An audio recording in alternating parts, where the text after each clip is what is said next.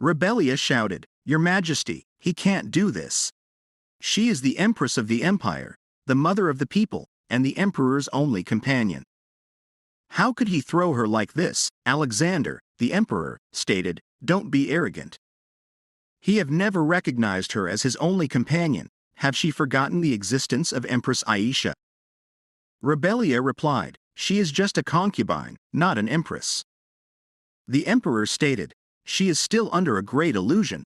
What does it mean to be in the position of the empress? He can take it away with the lift of a finger. A woman who can't even follow Aisha's footsteps is greedy for the status of an empress and wants him by her side. What a pity." The emperor continued, "She is just a decoration to borrow the power of Duke Blanche. He have never loved or cared for her. Later on, his love is only for Aisha." Then the scene changed. The reader shouted, "It's so frustrating. Why can't she just dump him and leave alone?" Flower from Another World, a romance fantasy novel with a common storyline, in which the protagonist eventually became the empress and won the emperor's love. The Empress Rebellia suffered in a cold room and died of an illness, while those two had fun together. She looked at the clock. It was 3 o'clock a.m. She thought, "Now it's time to sleep." The next thing she saw was old-fashioned and colorful furniture, people in dresses, and this look. She had become Rebellia. She did everything so that he could wake up, but nothing worked, so she had to admit that this wasn't a dream. Rebellia asked the maids if she could be made as pretty as possible, and they were happy to take the order. Rebellia thought they sincerely wanted her to be loved by the emperor. She felt a bit sorry, but she couldn't help it because she couldn't live her life for someone else. After some time, the emperor asked why she wanted to meet him. Rebellia replied, "Does there have to be a specific reason for a couple to meet each other?" She thought she tried to understand the situation a bit. The relationship between the emperor and Aisha was still in the early stages of the original story, when the emperor had just begun to show interest in her. The emperor asked if she had any change of heart, and Rebellia replied, "Yes, please divorce her, Your Majesty." The emperor was shocked. He stated, "Did she forget who is in front of her? This is not the place to make jokes." Rebellia replied, "It's not a joke. She have considered it for a long time and have come to the conclusion that the position of empress is too much for her." Emperor asked, "She have been carrying out her duties as empress for the past 3 years, and now suddenly, what happened?" Rebellia continued, "No, she just don't feel like she is worthy and fit for the empress position." The emperor asked if he had perhaps angered her because he didn't visit her for the past 2 weeks. He promised to see her every day in the future and be the best husband for her. Rebellia spoke, "Your Majesty will surely find more suitable women to be his consort, and it would not be a problem to replace his empress with his concubine." The emperor replied, "The concubine is only here for diplomacy with the holy country. He have no other explanation." Rebellia emphasized that it's not because of Aisha, she just realized that she doesn't deserve to be in this position. The emperor asked what she was going to do with Duke Blanchett. Rebellia thought of her family, how Duke Blanchett forced his eldest daughter to be crowned empress. She stated that she knows the imperial law requires the consent of both parties to proceed with the divorce, but in their case, between the empress and his majesty. The emperor stated that he cannot accept it. She can't just resign from the position of the empress. He suggested postponing the conversation for a moment. The emperor continued, saying that if there is something she wants, he will gift it to her. If she wants, she can do as she pleases, but they cannot get a divorce. Rebellia asked, "So she can do anything as empress?" The emperor replied, "Yes, she can." After that, Rebellia thought it was enough. If he doesn't want to divorce her, she can divorce him. Now she just needed to make a plan. Suddenly, Rebellia saw Aisha. Rebellia thought, just ignore her and go. Aisha spoke, "It's been a long time. It's nice to meet her in a place like this." Rebellia replied, "Of course, so, what is the concubine doing here?" Aisha replied that she came to meet the emperor. Rebellia stated that she had to say goodbye because she had business to do. Aisha spoke, suggesting they should be close since they are fellow women. She meant that they should talk to each other honestly. Was that a new way to gain His Majesty's attention? Rebellia thought that when she read the novel, she believed she was an innocent person, but now she didn't think so. Rebellia stated, "It's really funny. It's as if she is making a fuss just to get attention from the emperor."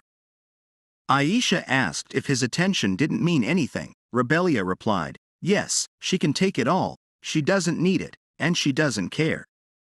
She doesn't think she will be able to go back to her old life, so it's okay to enjoy this." After some time, Aisha shouted, "What is going on?" Rebellia replied that she is moving. The Empress Palace is being renovated. Aisha asked, "But why are she moving to her palace?" Rebellia thought the Empress's palace is spacious, luxurious, filled with antique items, but compared to the Emperor and concubine palace, the Empress's palace is far from good. Since the Emperor doesn't really care about Rebellia, the servants within the Empress's palace don't take care of it at all. Rebellia stated if she doesn't to stay here, then she can go to Empress's palace. Aisha stated, "And why does she have to get out? This is his palace." Rebellia replied, "Fine, then it looks like we will be living together for a while. We are both women, so we have to get to know each other." After some time, the emperor came and asked if it's true that she insisted on living in the concubine palace. In the history of the empire, there has never been an empress who wanted the concubine palace. Rebellia replied, "Your Majesty, as far as she knows, he is the one who told her she can do as she pleases. She just did what he told her." Emperor stated, "Do as she please. She didn't know she were so stubborn. It's not easy living with other people. In order to maintain the honor of the imperial family, don't make any unnecessary fuss." He will also order the queen to do the same. Rebellia replied, "She can't promise that, Your Majesty, because it would depend on the words and actions of the queen." After some days, Rebellia thought, "What is this? Nothing has really happened." Rebellia ran into Aisha often. Every time that happened, Aisha acted as if Rebellia didn't exist and ignored her, but it was clear she didn't want to start a fuss. Rebellia thought she had to do worse than this. She asked the maids for new clothes. Then the designer came and asked, "How about this dress? It looks like it would go perfectly with her hair color. She can check the catalog." Rebellia thought the clothes were so nice and beautiful. If she looked unaccustomed to luxury items, they would be suspicious. She really didn't like doing this, but it was the only way she could get out of the palace. Rebellia stated, "Ugly clothes like this, who else would want to make them but him?" Rebellia stated that if she wore this rustic thing and went out, she was sure it would become a laughing stock for everyone. He probably didn't come here to tell her to wear this old mat. She asked if there were more expensive items, if there was nothing else. The designer replied that he hadn't brought it up yet, but if she waited 2 more months, he would offer more samples. Rebellia replied, "Do he wish for his death? He told her to wear a swimsuit for 2 months, don't lie." She heard that Aisha is doing great because next week, she will be going to the palace to see him. The designer replied, "But this design is the one that fits the Empress more." Rebellia stated, "So she don't know whether it's fitting or not, he is the one who decides. It seems that he is not able to distinguish who has the highest status. This time, shall she take the opportunity to let him experience it firsthand?" The designer pleaded for mercy, and then stated he would immediately call an assistant to bring the samples. After some time, the new samples came. The designer asked, "There are a total of 14 samples, which one does she want to choose?" Rebellia replied, "All of them." Then the scene changed. One person stated, "The queen bought all the top-class crystals just to hoard. She also buys clothes, even several times higher than the original price. How is it possible to consume 0.02% of the military budget in just one day?" The other person spoke, "Anything. That person is wasting a position that requires high responsibility like an empress. The current situation suggests that Aisha is the one who is more suitable for the position." The emperor stated, "Are they done talking?" Out of curiosity, he silently watched to see where things went. A nation's finance that was compared to the Nixos River, filled with gold. How could it be swayed by just a few dresses? Emperor asked, is he doubt his any decision? The minister replied, how dare he doubt his majesty's judgment? It's only because he is too worried about the country that he used his words wrong. The emperor ordered him to resign from his position as minister of state and be imprisoned in his home for 3 months. He almost forgot the power of the queen and its authority over the country. The secretary was instructed to find Rebellia 10 times more gorgeous dresses this time. After the meeting with the emperor, stated the minister of finance, who also contributed to the maintenance of the throne, he was given a position higher than his status. Still not satisfied, he continued to cling to the noble title like a blood-sucking bat. The secretary replied that if he punished him as a noble, he would be severely rebuffed. The emperor stated that the ultimate method here is fear, abnormalities, severity, purging without mercy. These are all strengths of his. If he cared about being rebuffed, he wouldn't have cut his father's throat with his own hands. On the other hand, Rebellia was shocked to see the new clothes, which were very costly and beautiful. The servant told her that this garment piece was made by the sincere heart of His Majesty, and a dress like this is worth a building. Rebellia was shocked and thought that if she dropped one hint of sweat on this dress, she couldn't forgive herself. The servant spoke about a handwritten postcard from His Majesty, in which the emperor wrote that he didn't know if this would suit her elevated eyes, hoping that the next time they meet, she would wear this dress. Rebellia thought, after all, why does he have any intentions? The emperor didn't care about Rebellia in the first place. The maid said it's really beautiful. She had never seen or heard of such a beautiful dress like this, congratulating her for receiving such a high-value gift. After receiving the gift, she should try it at once, and they would help her. Rebellia replied that she wouldn't wear it because he intended to divorce that person. She couldn't just accept a gift from a man she was about to break up with, and threw these clothes into her wardrobe. Then, at the Friday night party, in the past, Rebellia planned this event very well and elegantly decorated it. While locating resources in the right places, she ensured it did not detract from the royal family. Count Bartlett stated, "It's been a grand party again this time, Your Majesty." Rebellia thought of him as a minor character actively supporting Aisha to win the queen's chair from her. Rebellia replied, "He has to get rid of that kind of lame hypocrisy." Count asked what she meant by fake. Rebellia stated that the gratitude took 3 years to spark up, and that surprised her. Rebellia was going back and thought about the person who was supposed to hear those grateful words, who had also disappeared. Then the emperor arrived. Rebellia thought, that's the ultimate good-looking man, also known as one fine man who only appears once in 100 years. Suddenly, Aisha came and stated that she was so happy to see His Majesty, even if they met every day she still missed him. She had been looking forward to this party for so long, and every day and every week were so interesting, because this is where the whole family gathers. Rebellia asked, the whole family, what did she mean? Then, Rebellia thought it would be a pity to pay attention to these shallow tricks. She had another purpose in attending this party anyway. She then accidentally threw wine at Marcus Wilhelm and stated, "Oh my gosh. I am sorry, my hands are too slippery." Marcus Wilhelm replied, "Obviously, she just did it deliberately." Marcus Wilhelm cut his sentence short when she told him her hand slipped. Rebellia shouted, "No," once again, and slapped him. She thought, how dare he touch her maid while he already has a wife and children?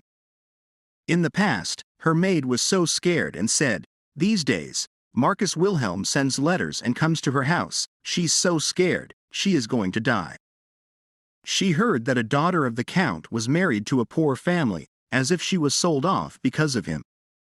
He's so powerful, there is no way to stop him. Rebellia was so upset and slapped him continuously.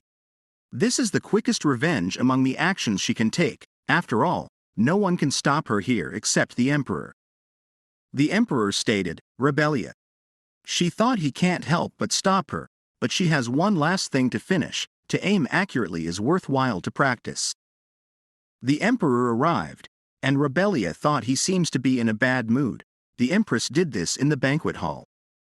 She did this in a public place to show such trash harshness and get a divorce. Just rejoice to her heart's content. He will make her disappear smoothly. The emperor stated her hands are in a mess, and Rebellia thought, is he crazy? The emperor stated, call the imperial physician to heal the empress's hand. Rebellia spoke, Your Majesty. Marquis Wilhelm also needs the imperial physician. He looks like he has fainted. The emperor replied, if she thinks so, feel free. Rebellia thought she didn't get it. It looks like he is protecting her. In the end, he didn't even rebuke her for taking such sudden action in public. The emperor looked at her, and Rebellia thought she was startled. What's with his smiling face? If she wasn't angry, it would be a big deal. The nobles started chatting. His Majesty the Emperor takes such great care of her.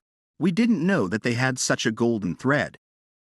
What happened between the two of them? His Majesty the Emperor, who only cared for Her Highness the Imperial concubine.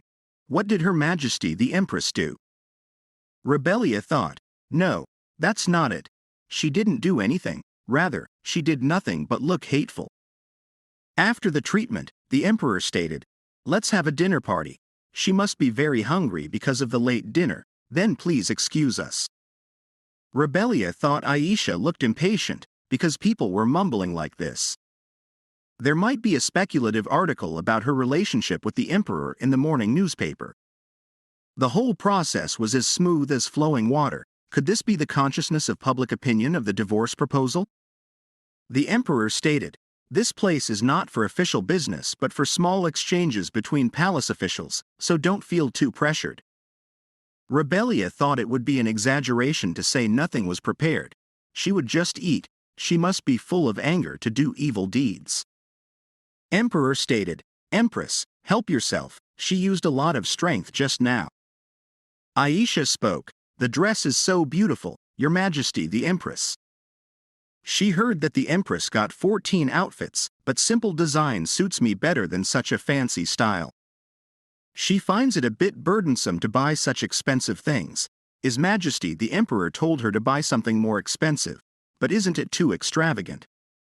The Emperor stated, speaking of dresses, why didn't Rebellia wear the dress he gave her? Was that not enough for her? Rebellia thought, why is he saying something like this at this time? She has refused to have a good relationship with him. Oh no. They are already misunderstanding. There will be public opinion. All right, so she will have to make sure that he never talks about gifts again. Rebellia stated, her nobility can't be matched with such clothes. A city or a castle would be better. The Emperor replied, just a city, that's not enough. Even if he could get another empire, she would not be replaced. She is the pillar of this empire and his only empress. Rebellia was shocked and thought, a city? Why does it sound so simple? Aisha spoke. She doesn't mind if he doesn't give her such an expensive dress. All she needs is a dress made of silk and flax. People's values won't change with their clothes, as long as His Majesty the Emperor is by her side. The Emperor stated, what is she talking about? She doesn't have treasures. He has given her a budget worthy of her position as the imperial concubine of the empire. Failure to acknowledge what she has is a deception for those who have nothing. How can she fulfill her responsibilities to the people without understanding what she has? Modesty and humility are not the only virtues of the imperial family. For the sake of the whole people of the empire, it's to take action that does not undermine the authority of the imperial family. Does she understand what he means? Aisha replied, yes, she will keep that in mind. Rebellia thought she didn't think Aisha would remember this, but did the Emperor ever point out something to Aisha in the original? In her memory, he didn't. Rebellia thought she was going to be a burden to the point where they would be tired of it. Rebellia shouted, the soup is cold, reheat it, get rid of the lamb dishes in front of her. How nauseating. Nobles are mumbling. Her Majesty the Empress was originally very gentle, merciful, and quiet, but why has she changed like this? On the other hand, Her Highness the Imperial concubine seems to have no reluctance. She is really a slender and quiet woman. After the dinner party, nothing special happened for a while until an invitation reached her. Rebellia thought Duchess Celamon. She hadn't heard of this name before, not in the original. There was nothing in the documents about Rebellia that she went through last time. Rebellia was curious as to why she invited her. It would be better to go out than to stay in the room. She needed information, and there would be more information than what could be found by asking the maids, or searching through the books in the library. The ladies' tea party was one of the best places to get such vivid information. At the tea party, judging from the title of Duchess Celamon and her age, she seemed to be the most influential figure in this place, so it would be better to be cautious. The Duchess spoke. "Empress, wear such a truly luxurious dress." Rebellia thought the Duchess didn't have a friendly relationship with her. Among the nobility of the empire, talk of money was considered very vulgar. Therefore, even at nobility parties, talking about money would be considered a kind of taboo. The Duchess deliberately told her that the dress was luxurious. The Duchess again stated, "The dress is very luxurious, only the dress." Rebellia replied, "Well, it's from Winston Mystic. There are many designs for her. She just has to choose among them. By the way, did she place an order there?" The Duchess said she should get up as a host. She has to manage the party. Rebellia thought she is running away. That's how now Rebellia turned the table. Then Aisha came and stated, "Your Majesty the Empress, it's nice to meet her in a place like this." According to imperial etiquette, if a higher-ranking person is sitting and somebody is approaching, they don't have to stand up to greet. This etiquette was created so that a high-ranking person wouldn't feel awkward being the only one sitting. All of them are in the mode that way. Rebellia thought no. It's clear, the reason Duchess invited her may be Aisha's influence. It seems like she asked the Duchess to get them together at the same place, and deliberately made herself noticeable to insult Rebellia. If so, she doesn't have to be here any longer. He threw the tea. Aisha apologized, stating that she has just been to the Empire, so she is not used to the rules of etiquette. She will be careful next time. Rebellia stated that the tea was spilled, so she will be leaving. From now on, she would better be careful after her behavior in front of the Empress. Aisha was embarrassed and shocked. Then the scene changed. The Emperor told her to deal with such kinds of things on her own. As the Emperor of the Empire, he is not idle enough to intervene in the commotion at the tea party. Aisha replied that she bothered him. She was afraid that he would be sad if she didn't adapt well to the Empire. She was just telling him how she is doing, but her thoughts bothered him, and he was busy. The Emperor spoke. "Don't say so, how could he be bothered?" The Emperor thought he knew it very well. Why does she have to tell such a useless story right now? The Emperor asked what she wanted him to do. Aisha replied that she heard, after the tea party, ladies insulting Her Majesty the Empress. She wanted him to express her concern to Empress directly. At night, the Emperor thought the first time he saw her, he knew right away that she was not an ordinary woman. The fact that he personally rebuked Rebellia seriously, there is no such thing as naivety or indifference. Aisha and he are the same kind of person. They pretend to be good people to hide their devilish selves. But he would have hated if she had been really kind. Then he weighed the pros and cons, what he hates, and what he can accept. Afterward, he gave her the position of Empress, but lately, somehow, it's getting more demanding, and things are starting to bother him. He thinks he knows what the reason is. Rebellia opened the door. Rebellia thought, what is this? Why does she feel itchy like this suddenly? The Emperor asked, why is that? Is the light too strong? Rebellia replied, maybe it's the lighting. It's not my face blushing. It's just due to the light that she feel a bit warm. The Emperor thought he wasn't really making fun of people, but recently, Rebellia's responses had been quite different. She looked like a cat with her hair up and down. She used to resemble more of a wooden doll than a human. The Emperor brought up the last dinner party, admitting he still didn't understand why he behaved that way. He apologized for her embarrassment and thanked her for helping make Marquis Wilhelm go away. The Marquis had intervened to increase the power of Rudiken's throne, which wasn't exactly illegal, but there was circumstantial evidence of siphoning off taxes and military supplies. Seizing the opportunity, the emperor decided to send most of his doctors to investigate Marquis Wilhelm. 8 weeks would be sufficient for the investigation. Rebellia asked what she had to do, and the emperor replied that the Marchioness Wilhelm was very famous. Many women in the palace held a grudge against him, and he thought they could have a good cooperative relationship. Although their public relationship seemed dry, not many people would expect them to be cooperating. Rebellia declined the offer, stating it's not just external, it's actually dry. The emperor said if she thought so, he had no choice, but he hinted that he might offer something she likes again. He was determined to do anything to fulfill her desires.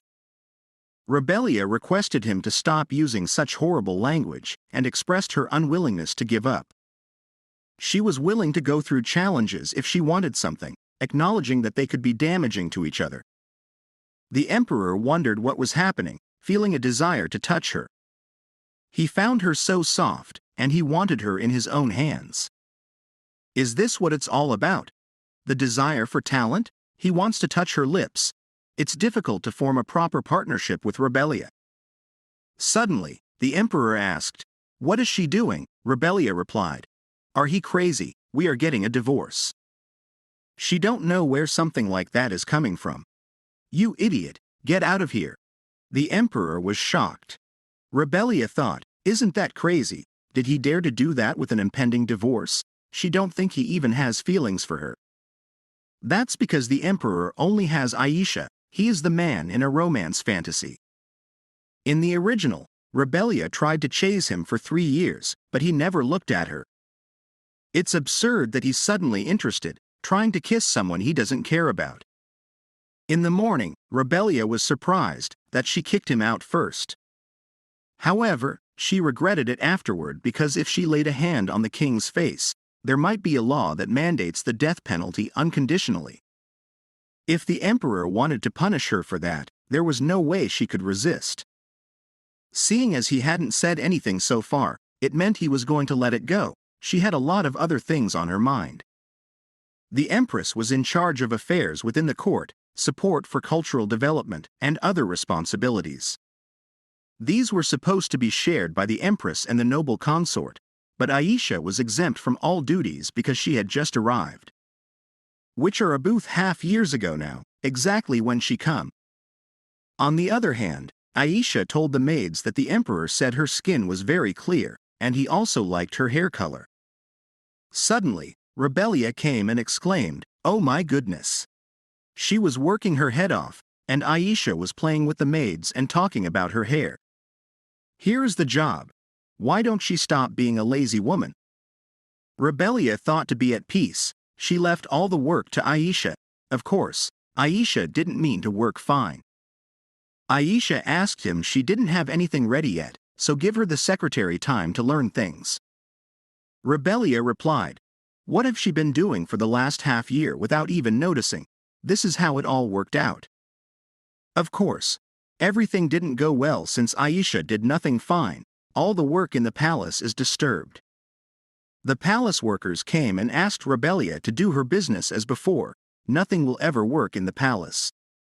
They begged as the mother of all imperial people to have mercy and compassion. Rebellia thought it's not easy for her to play and act like this, but she can't help it. If she gets her job back now, everything will go back to the way it was, Rebellia stated. Who asked them to come here? Didn't she say she was done? What is their owner doing? They replied, the assistant did his best to assist her, but that's not enough. Rebellia stated, didn't they say it was noisy? They are all out of her business. In this way, everyone was kicked away, and she continued to strike again. It seems that people who were evicted invited Emperor to come. The Emperor stated he is asking her to do this. Will she take care of the affairs of the palace again? He is responsible for educating the noble consort, and then the Empress's workload will be much reduced. He has been inconsiderate and made things worse. He doesn't ask her to forgive him fully. but he will bet his name on it and try not to let it happen again. He has no authority to speak to her about the affairs of the palace, so this is a request, not an order, as emperor, a favor to the empress, a companion to govern the empire. Rebellia thought she didn't expect such a sincere apology. Rebellia stated, he said he would try not to let this happen again. In that case, please write a memorandum to focus on educating the noble consort and to share the work fairly. The emperor stated, so it's a memorandum, there should be a condition, which do she prefer? Rebellia replied, divorce. Emperor stated, fine. He's not gonna break the pact forever away, he will swear by his name. Rebellia thought, just give her divorce, and let someone else be his empress, and it will all work out. Why is he picking such a complicated road? After that, Aisha had 5 teachers. The class time alone, from right after breakfast to bedtime, was almost 10 hours a day. Rebellia worked so hard that she could be called a bad girl. She worked day and night because it is very difficult for the palace to become normal. The maids are chatting and appreciating the empress, saying that she is trying to make sure they don't suffer the same thing. One of the maids tells them she went to inform the empress, and the empress replies she didn't mean to be praised. Then, at the tea party, there are plenty of flowers. Aisha tells the other noble ladies that these flowers were given by the emperor. Noble ladies speak. After all, the emperor cares a lot about the imperial concubine. How romantic it is. One of the ladies asks what she is studying. Aisha replies she just wants to work hard because she hasn't helped much, saying, she just study a bit every day. Suddenly, Aisha feels dizzy, and the noble lady tells the servant to call the doctor. Aisha states there is no need and apologizes for showing her this look. She has to shoulder the responsibility and doesn't want to bother the empress anymore. One of the noble ladies states that this never happened in the history of the empire. The empress assaulted the marquis at the dinner party. The other lady says her father never told her anything like this. The noble person emphasizes that her father is the one who directly faces the emperor and the empress. Ladies may not know, but men who participate in politics must be more rational. The noble lady replies that he can speak directly to the emperor about the empress because he is rational. The nobleman gets frightened and states he can't do such a thing. He is a newcomer who has just joined the government. Aisha states if he could speak to His Majesty, it would be of great help to her. She will try her best to make sure the emperor doesn't get too angry. The young man gets up and states he will speak directly to the emperor. Aisha thought it was really easy. She liked kids who didn't know anything. Old ladies wouldn't react emotionally like this, so it was hard to incite them. It was natural for a young man to get caught up in young ladies to be the least rational. It was good to create such a composition. The next morning, the young count thought he decided to help other friends. Many young nobles unanimously suggested, what's going on? Rebellia dared to bring tears to the eyes of the noble imperial concubine. It's the imperial concubine that suits the position of empress. As a young man who thinks of the country, he can't leave it unattended. This is out of patriotism and loyalty. The young count spoke, Your Majesty, the respectful emperor, before the full-fledged meeting begins, he would like to say something. 7 young nobles have something to say about Empress Rebellia. Here is the report they investigated. Emperor stated, it's an agenda for public debate and punishment for the empress's atrocities. Is this really his opinion, young noble? The young count replied, yes, that's right. After that, the young count presented the whole investigation report. After hearing the report, the emperor asked, so, is this his opinion, or was this opinion influenced by anyone else? The young count replied, this is what 6 of his friends and he have investigated and prepared together. The emperor retorted, defect that there are only 7 stupid people in this place. Have he ever thought about why the empress did such a thing? Well, if their heads aren't attached as decoration, then read it, all the lords. In the report, all the charges, including exporting military supplies and embezzling taxes, were included against Marquis Wilhelm. Nobles mumbled that this evidence is too clear. They didn't know he was such a man. The emperor stated that Marquis was about to flee to the other kingdom. After knowing this, the empress took the risk of her reputation getting tarnished and handled it with her own hands. The young count thought he didn't know this had such a deep meaning. If the empress's actions had such a meaning, then what happened to him? The young count suggested, if so, how about hiring an outsider for the affairs of the palace? This is a violation of the duties of an empress. The emperor stated, look at what the palace was like. When imperial concubine Aisha was in charge of the interior affairs, it was written over there, so open his eyes wide and take a look. The empress must have realized that everything would be paralyzed if the empress was not able to work, so to prevent such a case, the empress tried to use external power. So now, there is only one problem left: how to deal with the 7 idiots who defamed the empress. Without knowing the circumstances, take young Count Drape and cut off his useless tongue. On the other hand, Rebellia thought the time has come to raise the agenda for her divorce at the National Assembly, but there is no news. Then the scene changed. Aisha thought she used these dummies to prepare the speech, but how great can these young, immature people be? She had no expectations. Suddenly, Aisha got the idea that Rebellia wouldn't be able to do this. She won't be able to be so arrogant for long. It's October now, the month when barley turns yellow and birds start to make nests. To welcome a successful season, she wants to host an event to promote world culture as a goddess. After some days at the party, Aisha came. The dress above the knees was too exposing in this kingdom. Aisha thought this is not the problem. Now there is her influence in this palace, so no one objects to her. However, Rebellia is the issue, the woman that can steal everyone's attention, even the emperor. This won't be an exception. She will wear something to stand out, a glamorous dress with a lot of accessories. She was just a typical girl not long ago, so never mind. Just smile because Aisha is the main character today, no matter what everyone does. Aisha was shocked and thought Rebellia is a person from the kingdom. What's with her dress? Rebellia spoke. Everyone must focus. Aisha can't utter a word. This is such an embarrassment. Now, Crown Princess, please continue. When Aisha tried to start her speech, she suddenly saw the emperor and asked Rebellia if she could cover her knees with this. Rebellia replied that she is not cold at all.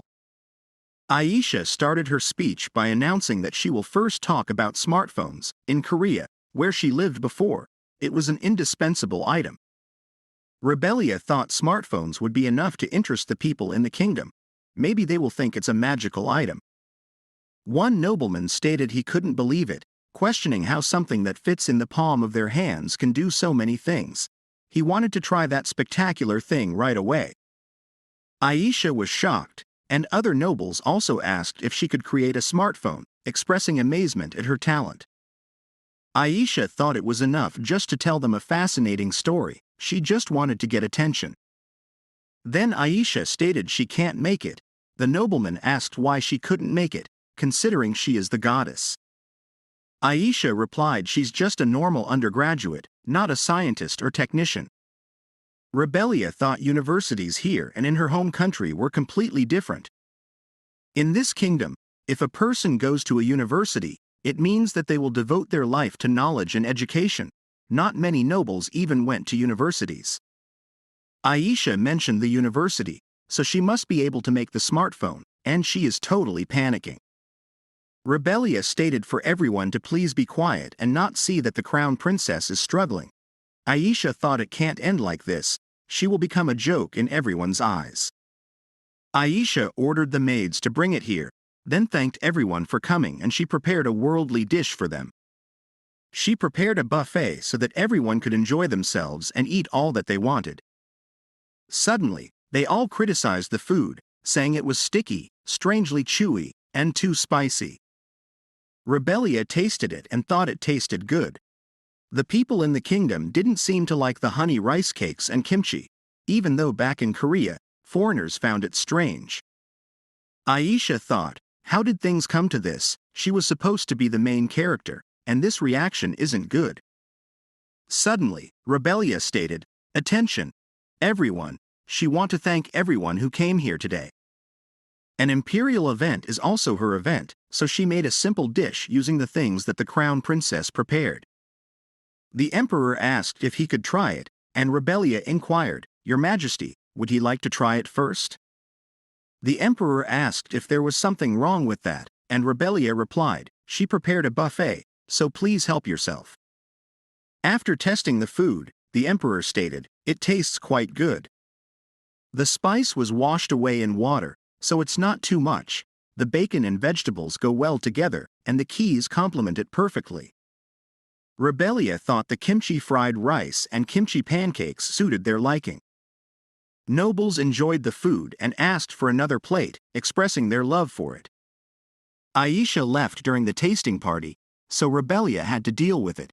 She couldn't let the emperor see her slacking and not fulfilling her responsibility. Rebellia was curious about the emperor's plans. She agreed to have a meal with him because he helped her dry the food, but she wasn't sure what he was thinking. The emperor stated she didn't need to stay alert like that, though he still wanted to persuade her to be a collaborator. That wasn't the only reason. The emperor continued that he didn't know she was so talented. Rebellia replied that she had always been interested in researching cooking after getting married. The emperor asked, "Is that so?" Rebellia thought it was fascinating. She had read about his appearance in the original novel, and the only thing that came to her mind about the emperor was the tyrant, who only knew about Aisha. But looking at him by her side like this, he didn't seem to be that stubborn. "Is it because he hasn't completely fallen for Aisha?" Emperor stated. "Look at these flowers. They're beautiful but poisonous. In some places, they are used for making medicine." Rebellia asked, "Didn't we come here to look at flowers?" The emperor replied, "What if we did? Enjoying the view of flowers with the only empress has its own charm." Rebellia stated, "The only empress? Are she talking about the empress who was abandoned for 3 years?" Emperor replied, "Yes, that's correct. It wasn't right." Rebellia thought he even used lust as an excuse. He mentioned a divorce, but he is acknowledging this. Has his attitude changed? No, he has a big ego. That acknowledgement wasn't sincere. Rebellia asked, "Are he not going to apologize?" Emperor replied, "He can insincerely apologize as many times as she want, so that she won't bring up the divorce again." The emperor continued, "That's not what she want, and it goes the same for him. Someday, he will truly feel apologetic to her. Forget about it. I have been saying nonsense again." Rebellia thought this is what she felt when she read the original novel. The emperor might be a sociopath. Rebellia emphasized that she doesn't understand what he is saying. Shouldn't some memories be forgotten? Emperor stated that she just wants to ignore his words, and he is pleased with that. It doesn't matter whether she believes it or not. Bringing her here to see the flowers is not dangerous. They are just here to see the flowers. Rebellia thought, is this man taking advantage of his beauty with her? Fine, just let him be. She won't fall for it. She would rather die than fall in love with the emperor. Then the emperor kissed her hand. Rebellia asked, "What was that?" "We are about to get a divorce," Emperor replied. "It's just how he is supposed to treat a lady." After that, Rebellia went into the room and thought that he doesn't take loyalty seriously at all. He will flirt with any girl to get what he wants. The emperor thought, "What's wrong with him? He is being strange today. It's like he is drunk." Nobles are mumbling that the empress was such a wise lady, loyal to her duties. She had such a noble spirit, sacrificing reputation to change the law. On the other hand, Aisha was in her room and had not eaten for 2 days. Aisha thought it was so strange. Why did Rebellia have the idea to make Korean dishes? She has lived her whole life here. For some reason, Rebellia knows about Korean culture. If that's the case, she came to this world from Korea. No, it can't be. It's most probable that Rebellia overheard and learned Korean culture from somewhere. But how? The only contact with in the 2 worlds is the goddess. The people who came from the other world spread the new culture and help others. The new culture was spread widely and recorded. It's impossible that only Rebellia knows it, and others don't. Her relationship with the emperor and the social status that she worked so hard for are all messed up. Then the scene changes. Rebellia is at La Mancha Street, like a kind of black market.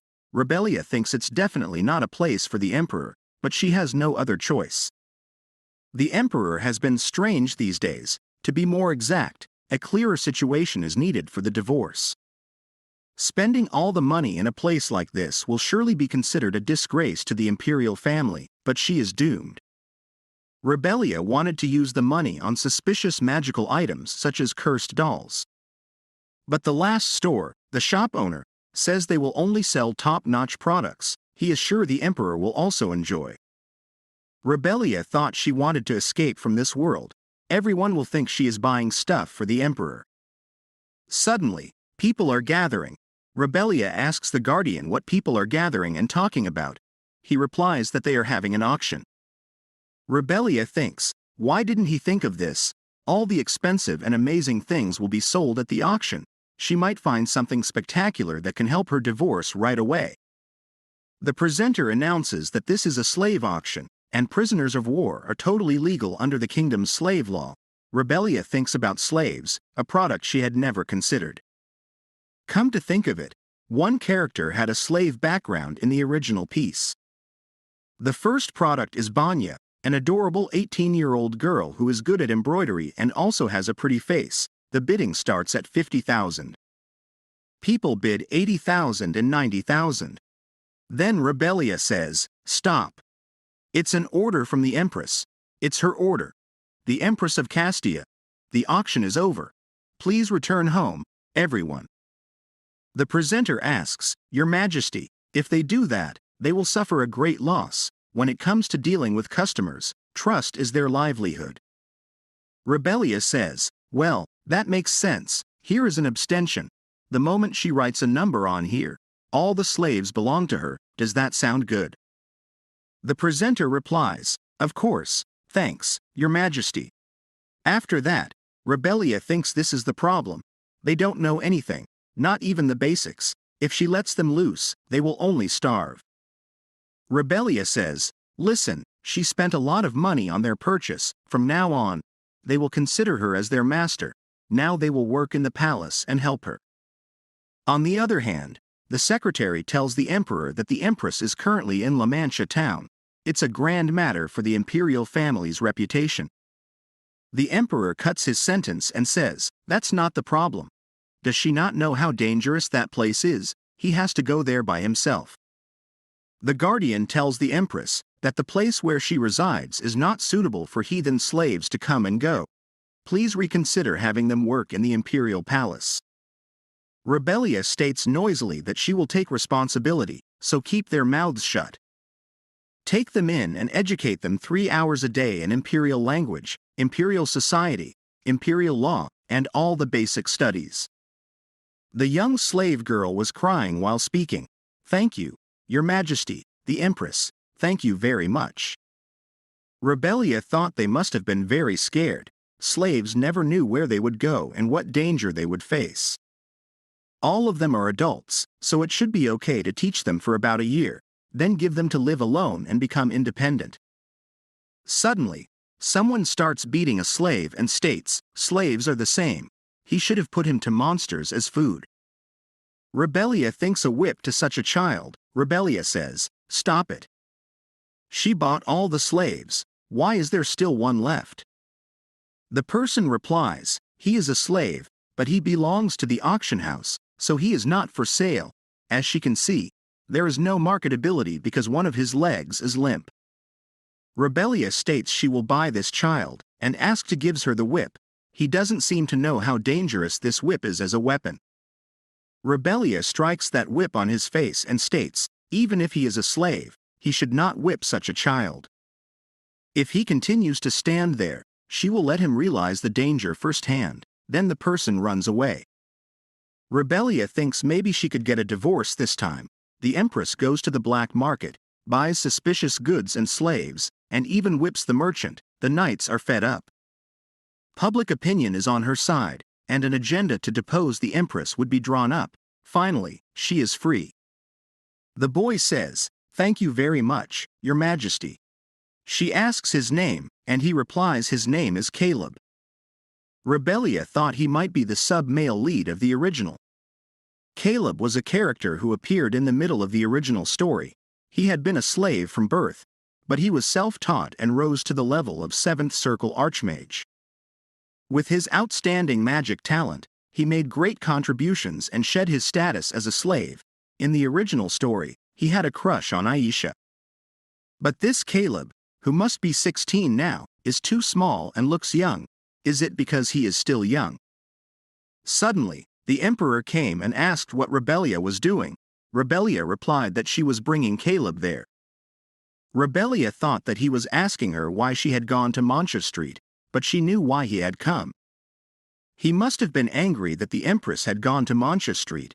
The emperor asked who the scruffy guy was.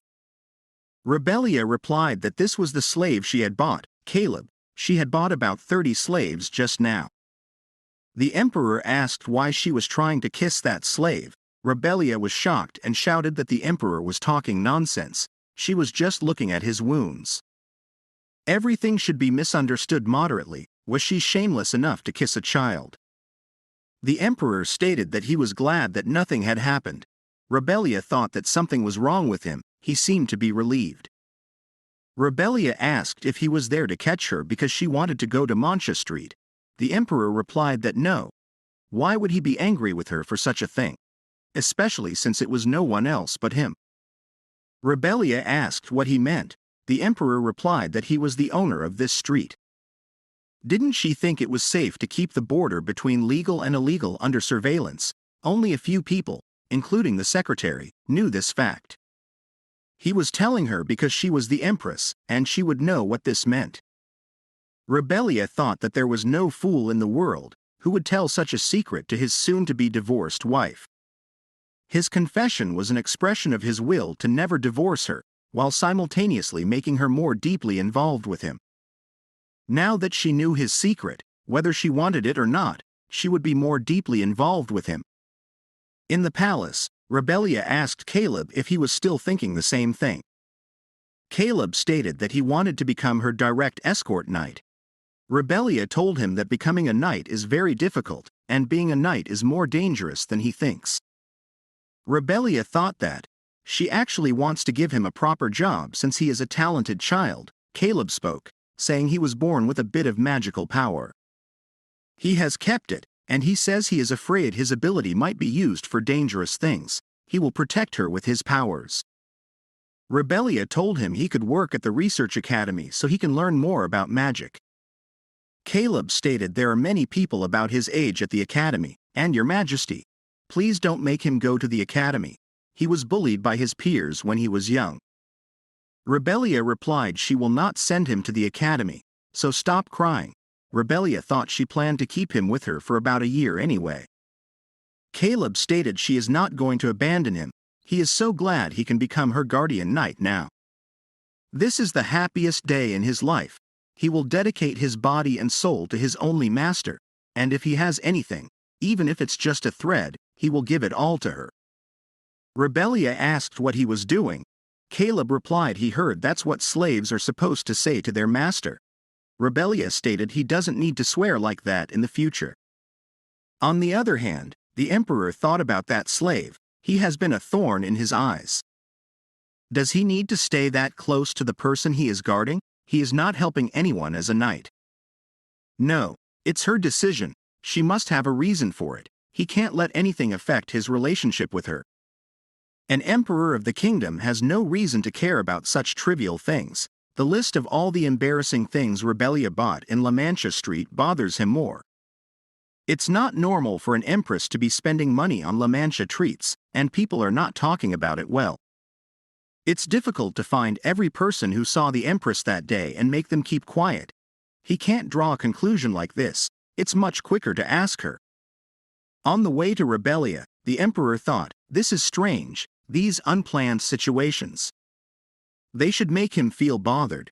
He doesn't know why, but he doesn't hate it. It will be awkward if he gets straight to the point. Suddenly, the emperor heard Caleb's voice. Your Majesty, this is awkward. This is too much for him. he is only a slave. He is grateful that he can stay by her side and serve her. Rebellia asked if he's really not going to take them. They are all clothes that she bought for him. The emperor thought, so it's that slave. It's the middle of the night. Why are they talking in her bedroom like they are so close?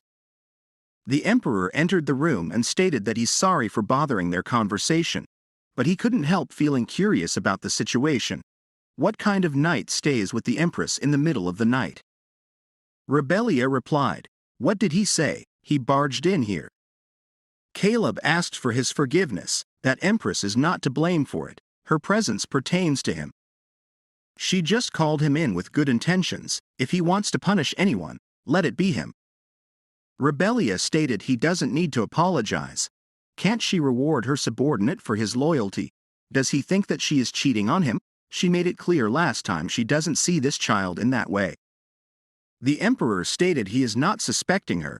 He is just curious about whether that kid knows his place. Rebellia shouted, are he suspecting an innocent child? She is the one who called Caleb, not the other way around. The emperor stated, why is it like this? Then he thought, why is he so impulsive around her? The emperor told Caleb he should get out. When Caleb was going back, he saw them with very cold looks on his face. The emperor stated, does she know that the sharper she is, the greedier he is? Rebellia asked, then doesn't he have to keep an eye on her more properly? If she gives him some advice, it's better if he doesn't do things that displease others. The emperor replied, then what should he do to make the other person happy? That's what he is most curious about right now. Rebellia stated, first, he can forget about compromising and just divorce her easily. The emperor said, what a shame he can't do that. He would rather hear she tell him to kiss her feet. Rebellia emphasized, he is so full of himself, he doesn't care about her anyway. The emperor stated, is that really what she thinks? Then he will show her, he will do whatever it takes to have her. On the contrary, it's amazing to him, he can finally show her his sincerity. Then the emperor kissed her. Rebellia slapped him, then stated, get out. The emperor replied, he apologizes. After some time, the emperor thought it was irrational of him to do it. He got mad in front of her. He must resolve this at any cost. How can he think about her lips right now? The effect was just too intense for him. He couldn't think about anything else. Only Rebellia can make him feel that way. The emperor thought about getting mad at her for talking to her live in the bedroom at midnight. What kind of relationship do we have after all? Concubines are normalized in the kingdom, so it's not strange for a married noble to have other lovers. It was also written in the marriage papers. Why does it all bother him? Does he want an indifferent kind of relationship with Rebellia? His desire to have her, he thinks that's right, he is pleased about her. He wants to take walks with her, and he wants to help her with other things besides missions. On the other hand, Rebellia thought, seriously, she is going crazy. Why did she kiss that person? He attacked her first, but she liked it, and she kissed him back. It hurts her ego. The next morning, a maid came and told her that the emperor wanted to see her. Rebellia thought, is he crazy? How can she meet him after what happened yesterday? Rebellia stated, tell him he can't come because she is sick and that it's contagious, so they can't meet. The maid replied, he said if it's not today, then we will come tomorrow, or the day after that. Rebellia thought she wanted to ignore him no matter if he comes or not, but she didn't want to put the maid in an awkward situation. Rebellia stated, tell him she will be there in 30 minutes. The emperor observed her hair, guessing she had come without combing it. Rebellia stated she hoped he would briefly tell her about his business, as she was so busy that she couldn't even comb her hair. The emperor apologized for what happened last night, explaining that their lips met because his feelings overwhelmed him. She was surprised, so he wanted to apologize to her. Rebellia thought he felt guilty, but no, that wasn't it. She tried to forget it, so why did he bring it up? The emperor reflected on recent events, noticing that Rebellia seemed to be very weak against this kind of approach. Rebellia asked why the emperor wasn't too picky about his partners. Was it not enough to have a kiss with the imperial concubine, especially when she is going to get a divorce soon? The emperor asked what she meant. Didn't she know he doesn't sleep with or kiss anyone? Rebellia was shocked. Emperor stated he didn't know why she was surprised. It was mentioned from the beginning of the marriage. Rebellia thought, so what he did yesterday is the emperor and Rebellia's first kiss. The emperor told her he never thought his credibility would be slow, but he swore to Mestapo, the unquenchable fire, that what he said is true. Rebellia thought the emperor wouldn't lie with Mestapo, but did he really have a kiss for the first time yesterday? She couldn't believe it. Rebellia stated if he had finished what he should say, she would leave. She thought she should think of a way to get out of here quickly. The emperor thought Rebellia pretended to be easygoing, but in fact, she was weak when it comes to contact with the opposite sex. He was worried that she might blush like that with others. Should he increase the escort, or should he try to seduce her? Rebellia thought the empress went to the black market in person, and even participated in the bidding. People must be talking by now. There is nothing, not a single article, even in some cheap newspapers. Well, maybe the empress expected something. It would be better if she tried going in the direction of tax and law business, like what she studied before. Women are not forbidden by law to do that here. Then the scene changed to Banya, the slave girl, who now became a maid. She said, "Do he remember what the empress said after she saved them?" Caleb replied, "Do she mean how she hid their identity, so that people won't look down on them because they were slaves?" Banya stated yes, and when she thought about it, she thinks she can do anything for the empress. She was so happy that her reputation is enhanced, because they are working hard. Even in her dreams, she had never thought that she would eat hard food and get to work this decently. She heard that if slaves like them are sold, they would serve the rich at night. Caleb asked, "Serve at night?" Banya was embarrassed and stated it's nothing, and then she was gone. Caleb thought that's what he meant. "Should he send Caleb to your bedroom tonight, Your Majesty?" the butler asked. Rebellia was shocked and asked what he meant. The butler replied that he felt she was giving special attention to the boy. Rebellia wondered why he was thinking like that. Then she remembered it was not his fault. It's not common for married people to have a lover in the empire, but she never looked at him in that way. Rebellia stated that she kept him with her to protect and educate him. He is still too young. She didn't bring him here to serve her at night. Rebellia thought she was the villainess, but only to a certain extent. She didn't want rumors about her bringing slaves into her room at night, no matter the country she was in. After some time, Caleb came. Rebellia asked about his magic studies. Caleb replied that the teacher complimented him today, saying it's amazing that he can use three-circle magic at this stage. Suddenly, Caleb stated, "Your Majesty, she would have forgiven him. He has been so busy lately that he hasn't had the chance to meet her. He is her guardian knight, but he still has shortcomings, which is why he thought she didn't want to see him anymore. He wants to help her in another way. He heard young slaves like him can provide special services for people of high status. If he can repay her, even with just this much, then suddenly he came close to kiss her." Rebellia stated that she appreciates that he wants to help her, but this is wrong. He is too young, and this is inappropriate. These kinds of things he should only do when he likes someone as an adult. Caleb came out of Rebellia's room and stated, "What a shame, it's a good chance." The emperor asked, "What chance is he talking about?" The emperor continued, asking why Caleb had stopped by the empress's bedroom again. Caleb replied that yes, Her Majesty called him in because she was curious about his achievements, as he still had many shortcomings. The emperor stated that he was wondering if the slave knew who the emperor was when they met before. He guessed he was wrong. The slave is here thanks to the empress. If he betrayed her pure heart and had ill intentions, did he have anything to say for himself?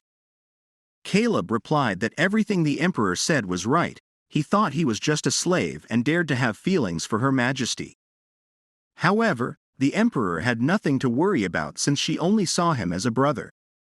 He wouldn't betray her kindness and would stay beside Her Majesty as her guardian knight. The emperor stated not to ever appear in front of him again. Caleb thought regarding that, it's hard for him to obey the emperor. On the other hand, Aisha stated, didn't he do a proper investigation? The investigator replied that it's not like that, he really couldn't find anything about the empress. It appears that she only lived in the Duke Manor before marriage, and after that, she has no activities outside. Aisha thought, how could it be?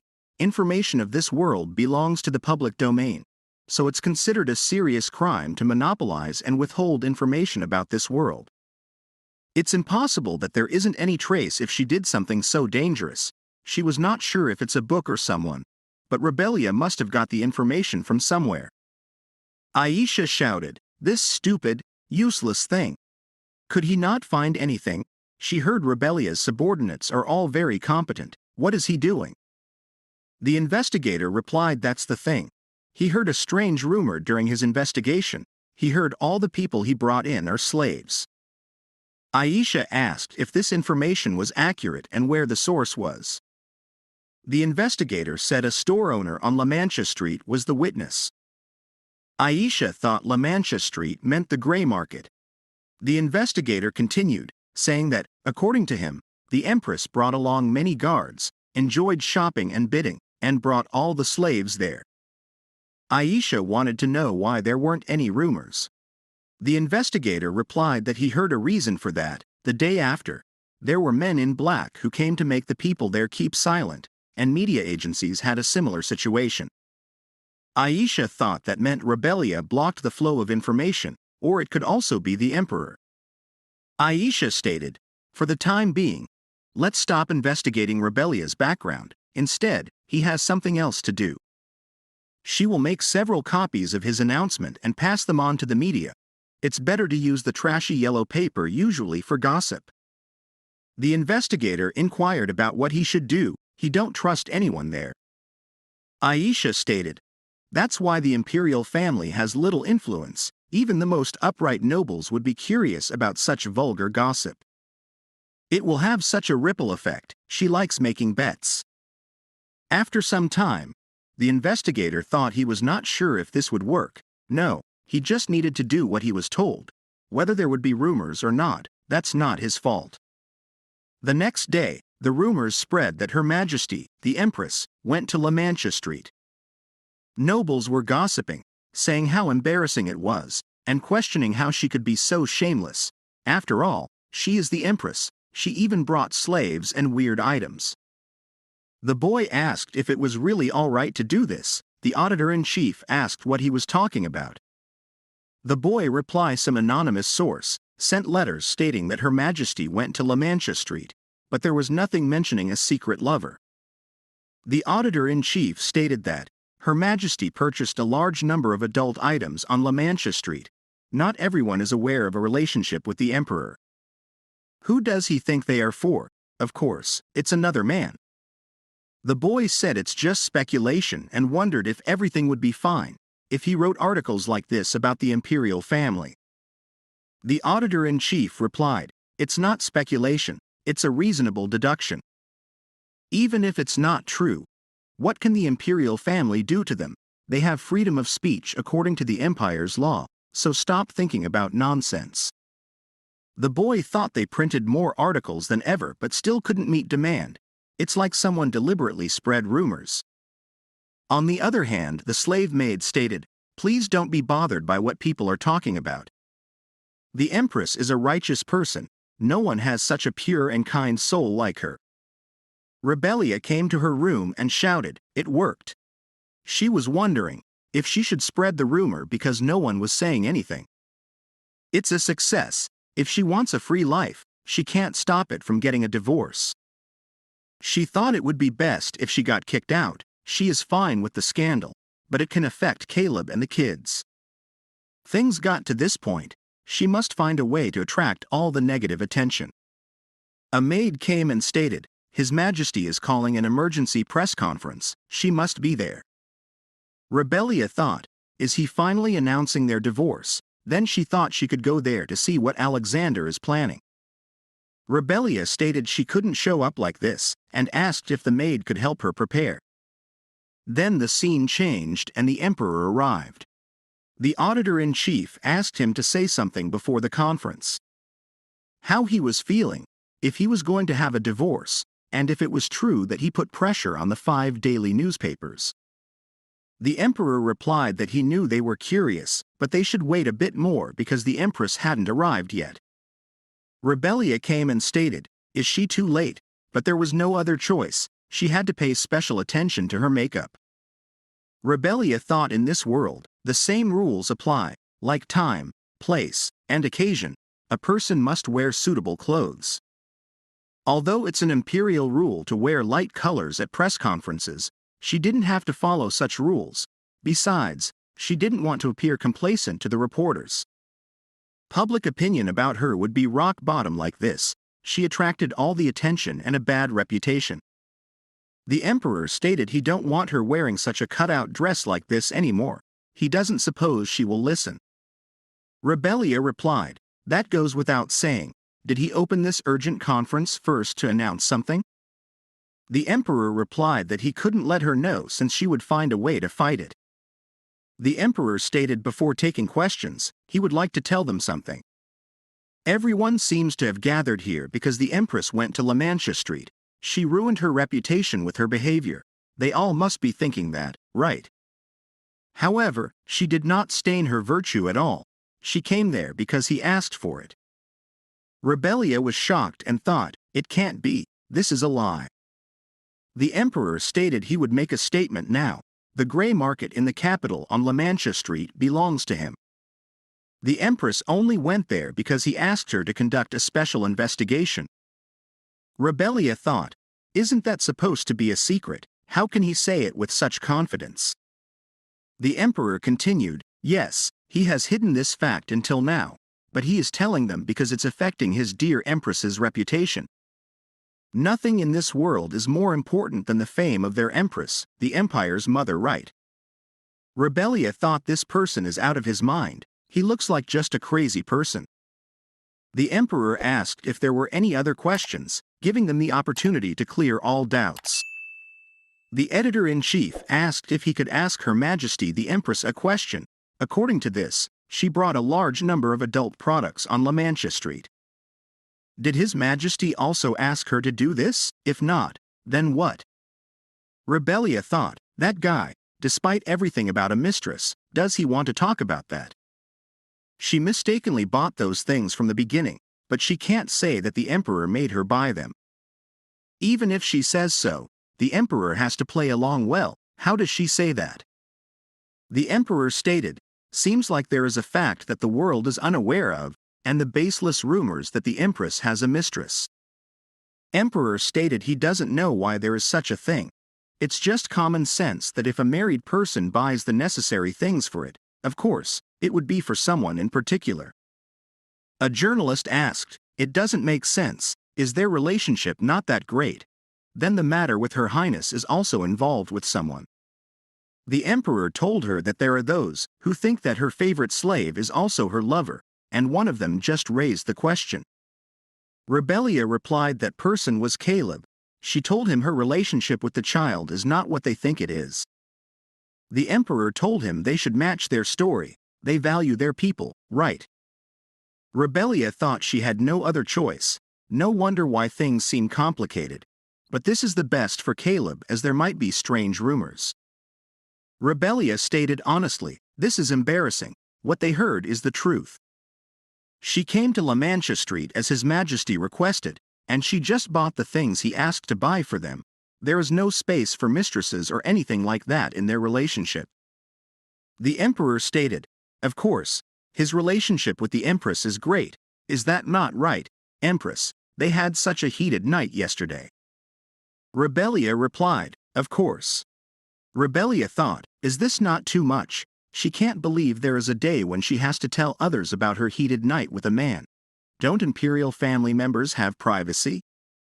Unexpectedly, the press conference ended with great responses, and almost immediately, from the evening newspapers, and day articles about them were printed. Rebellia thought she knew this would happen. She is fine. But what about the children brought from La Mancha? The servants in the imperial palace have strong instincts, and luckily, the kids are working hard. Rebellia's maids appreciated their work, and despite that they are slaves, she had never seen them get bullied, but it's impossible to expect everyone to accept them. On the other hand, other maids are mumbling, "Look over there, is not he a slave?" One of the maids stated, "Is he the one who came from La Mancha Street at the request of the queen? How dare he walk around with his head held high in the palace when he is a slave?" Then she punched Caleb and stated his mistake. He needed to go wash up quickly, he got something dirty on him. Keep walking around with his head down like that posture suits him well. Maids and staff of the palace were mumbling, there was a commotion earlier. Someone asked, "Who is the main Jajaknyung?" The other person replied, "The person who had a fall accident just now.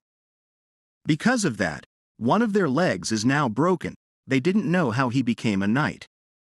Caleb stated, "Who knows, were they a reader of the main Jajak, now with a broken leg, he is just like a slave. There is no knight order that specifically assigns knights to pulling horses' legs.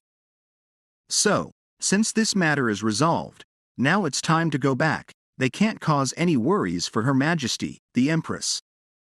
Then the scene changed. Banya thought, "Don't try to respond in kind, it could lead to insulting Her Majesty, the Empress." Other maids were mumbling, "Look at that, the slave stupidly tripped alone, maybe her actions are sluggish because she is a lowly slave. They say all slaves are ignorant and vulgar, but seeing him, it might be true." One of the maids stated her clothes got dirty, but something like that doesn't suit a slave like her. What is she doing? Hurry up and take it, it's her belonging. Rebellia stated, "Don't touch that dirty thing," Banya thought, "Your Highness, the Empress." Rebellia continued, "If she touches that, her hands will get dirty, she should not make the hands that work for her dirty." Banya replied, "Yes, she apologizes." Rebellia stated, "There is no need for her to apologize. What she wants to hear is, 'It's over there.'" Rebellia stated she is talking about that dirty piece of cloth, it seems like it suits their mouths better than her handmaiden's hand. The maid apologized and stated that it's all because of loyalty to the royal family, so please understand deeply. They couldn't just sit by and watch as their work with such a heterodox person live in the palace. How could they stay in the palace where Her Majesty and other dignitaries reside? Rebellia stated, "Do she know what she is saying right now? The child was personally chosen by her and brought into the palace, yet she is doubting her judgment and decision. What else would it be but a challenge to her authority? From now on, she will consider insulting the children she brings in as a disrespecting arrangement." Rebellia continued, "She will regard it as a challenge to the authority of the Empress, and punish accordingly under imperial law, take it to heart." Banya thought, as expected, she is the Empress, she is so cool. Rebellia thought, this should be enough for this time, but there is still a long way to go. Even if they say that slavery and the inhuman treatment of half-caste people are not acceptable and that all humans are equal, it may be understood. As these incidents may continue to happen, they should consider relocating the slave's workplace. Banya stated, "Excuse me, Your Highness, she just wanted to express her sincere gratitude. Thank you so much for helping her, Your Majesty." Rebellia stated she didn't have any intention of helping her, it was just to scold those arrogant kids. That's not what she thinks, Banya. Maid Banya was surprised that Empress knew her name, she remembered her name even though she is just a slave. How can she express this emotion? She really respects her, Your Majesty. After some time, Rebellia thought they came to her from morning till night, asking not to relocate the slave's workplace. They pleaded with her to let them stay by her side, saying they would work even harder from now on. Rebellia told them there is no need for that, they shouldn't overwork themselves or do things for the sake of her reputation and authority. Rebellia told them that, but it even had the opposite effect. As a result, the slaves have been praising and adoring the Empress everywhere they go. Rebellia thought, a reputation is needlessly rising. Why does she feel like everything she does lately has an extraordinary effect? Rebellia thought it was useless to just buy clothes and indulge in luxury now, but she can't just stop indulging in luxury. All the clothes and jewelry will become her assets, but she will keep working. She has been studying tax law in her spare time these days. She should open a small office in a suitable mid-sized city. She wants to create a small and pretty garden that can be managed alone. That's enough to be happy. Suddenly, the emperor arrived and stated he had been intentionally visiting around the Wangbi palace and garden these days. It was not easy to catch a glimpse of her face. He would be happy to see her more often. What does she think? Rebellia replied that she thought he would have gone through unnecessary trouble, since they are not on such familiar terms. Please tell her the reason for coming here in person. The emperor stated, today is Friday night dinner party. He hopes she can definitely attend. Rebellia replied that she didn't like it. The emperor stated, he also thought that if he were you, he would most likely answer that. But probably he hopes she know it's been a week since the last press conference. Certainly, public opinion is suspicious of the hot relationship between him and her. That's natural because they have not spoken to each other in a week. Rebellia asked if he came here to threaten her. Maybe there will be rumors that she has a lover hiding among the slaves she brings back. The emperor stated, threaten? How can that happen? He is just worried because she seemed to be very kind and respectful of those slaves. Is this really okay? Rumors like that would become quite a barrier to the slaves' future days. She just need to join the party and shine there. We will take care of the rest on our own. Show them that no one can doubt our relationship any longer. Rebellia replied, okay, she will do it. However, her participation in that troublesome party, please think this will be the last time. The emperor replied, that's a wise judgment indeed. Rebellia thought it felt like being swept away by this person's will, but she didn't want the future days of people like Caleb and Banya to be blocked by her. It's not a terrible thing after all.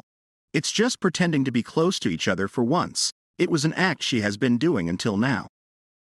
Then the scene changed. Nobles were talking about, what's the matter with Her Majesty the Queen? They didn't expect her to dress so elegantly for this setting. Emperor stated, why? Is she in a hurry? It's not good. She needs to be here with him so he will not be lonely. Rebellia shouted, too late. Why is he so late? She is very terrified. The emperor replied, she made him sad. The party will begin in at least 10 more minutes. First, she just needs to trust him. He will solve everything that makes her tired at this party. She just needs to stay by his side. Aisha thought it's late when she finishes, but it's fine because she is perfect today. The person who dresses flashy to get people's attention is not her enemy. She is loved by people like her. Aisha thought people are saying she is here, the queen. She is very beautiful today, like a god. Aisha replied, oh my, please don't say that. Then Aisha realized something is weird. Everyone's attention is somewhere else. She saw Emperor and Empress are kissing. Aisha heard voices of nobles saying that their relationship is very good, so it's the truth. They are curious about what happened in the morning. The Emperor loves his wife like that. Even Drakima III must cry and run away. Aisha was sweating, then she was gone away. The Emperor stated, how does she feel? He thinks this is enough to trick everyone. Rebellia thought that they would kiss, but they just pretend. Emperor stated it's a bit too much, but he is sure it works. Look around, all believe it. Rebellia replied, that is true, so she is looking forward to tomorrow's newspaper. On the other hand, Aisha shouted, why did she break it? This is what she likes. No, she just broke it. She can't do that, but that isn't cute anymore. It's very weird. Alexander, that person, it should have been her. This is the fate of this story. In this story, the Emperor has to choose her, a lovely girl like her, but somehow, how did he go against his destiny and choose that girl? Now she doesn't care about anything. She has to get rid of her. This is not cruel. This is power. That's what the royal palace is like. If she wants to be the head of the empire, if she wants to have that power in her hand, she has to do this. It's all because of her. In order to reverse the predestined fate, she must have done a lot of terrible things, so this is nothing. She is doing these things to go against that false argument and to show off the name of a saint. If so, then Alexander will also follow the fate in the original and love her. If she wants to get back what she has been robbed of, this is why he is here, she has to be determined. After some time, the noble ladies stated they heard the queen's palace is finished. The other one replied, "Yes, His Majesty has decorated the housewares to celebrate the completion of the palace. It is said that the queen is not satisfied, she is not sure if it's true. The queen said she doesn't like those gifts right in front of His Majesty." The queen led nearly 30 slaves to the palace. If a noble did that, he wouldn't be able to raise his head, and yet the queen did it, Aisha stated. Don't exaggerate like that. Perhaps the queen has her own reasons. The noble lady stated, "Why does she have to speak up for the girl who is her love rival like that? Is not it that right, Duke Schwarzkopf?" He has not said a word since then. Duke stated he is just listening. The noble lady stated Duke owes His Royal Highness a great favor, and yet he is not angry at the queen's misdeed. Duke replied, "Is she telling him to say bad things about the queen? He has to go first." Duke stated he thinks if he was still here, there would be nothing funny. Also, His Highness the Royal Consort, he tells her this with allegiance from the bottom of his heart. In the Eastern folk song, there is a sentence like this: "A man is known by the company he keeps." The point of this sentence is that if they try to get along with bad people, everything they hear and see is just wrong. In the end, they will see and learn from those wrong things. Aisha replied she will always be grateful to him for his kind words. After the Duke, Aisha thought, Duke Schwarzkopf, he is just a quiet, obstinate person, but she didn't expect it to be this far. Anyway, it's best to let him be stubborn and tame it to some extent, she can use him later. Maids came and stated, "Her Royal Highness, Queen, please wake up." Rebellia replied, "Just 5 minutes." Maids told her, "Now is not the time to sleep. Please hurry up and read the newspaper." Rebellia asked, "How is her voice? Did they cry?" Maids replied, "They are not allowed to cry during working hours." Rebellia responded, "They are not machines, how can they not cry during working hours?" Rebellia read the newspaper, in which articles criticized the act of bringing 30 heretic slaves into the queen's palace, portraying it as an act of contempt for the former empress. The maid told her that articles like this are not just a few, they have checked and found 7 articles with similar content. His Majesty was only indignant at the slaves' mistreatment, so he brought them back. Rebellia thought these kids are not being honest with her. If that's the case, she will probably be happy with this criticism, but for those who love her, it will most likely be hard to bear. Rebellia stated that she has told them she caused these things to facilitate divorce, so they don't need to worry and be sad because of articles that criticize her. She feels very happy because she is about to reach her goal. The maid stated, "But she is a great person, they all hope she is happy." Rebellia thought, come to think of it, she has never been this worried before, because her family in her previous life was not as good as a stranger, and her lover or friend is not also. So this is what it feels like. The feelings of being loved by people she only met in novels, but she can't say those things to them. Rebellia stated she can't become happy when she is with His Majesty, the Emperor. The maid asked why. Rebellia replied, "Because he doesn't love her, he only cares about the royal consort and only loves the royal consort. It won't change, now it's only temporary." Rebellia thought because in the end, the main characters of the story are those 2 people. The maid spoke, "Your Majesty, she has a wish. Suppose His Majesty the Emperor confirms that he will love only Your Majesty in the future. Then please take back your decision to want a divorce." Rebellia replied, "All right, she promises." Rebellia thought they always found Rebellia loves to that extent, so of course, they think so. If it's for the sincere children, she promises it's fine. Such is the case, is it clear, Aisha? Then the scene changes. Aisha stated, "Lady Selaman, do she understand?" Lady Selaman replied, Of course, however, she does have a concern.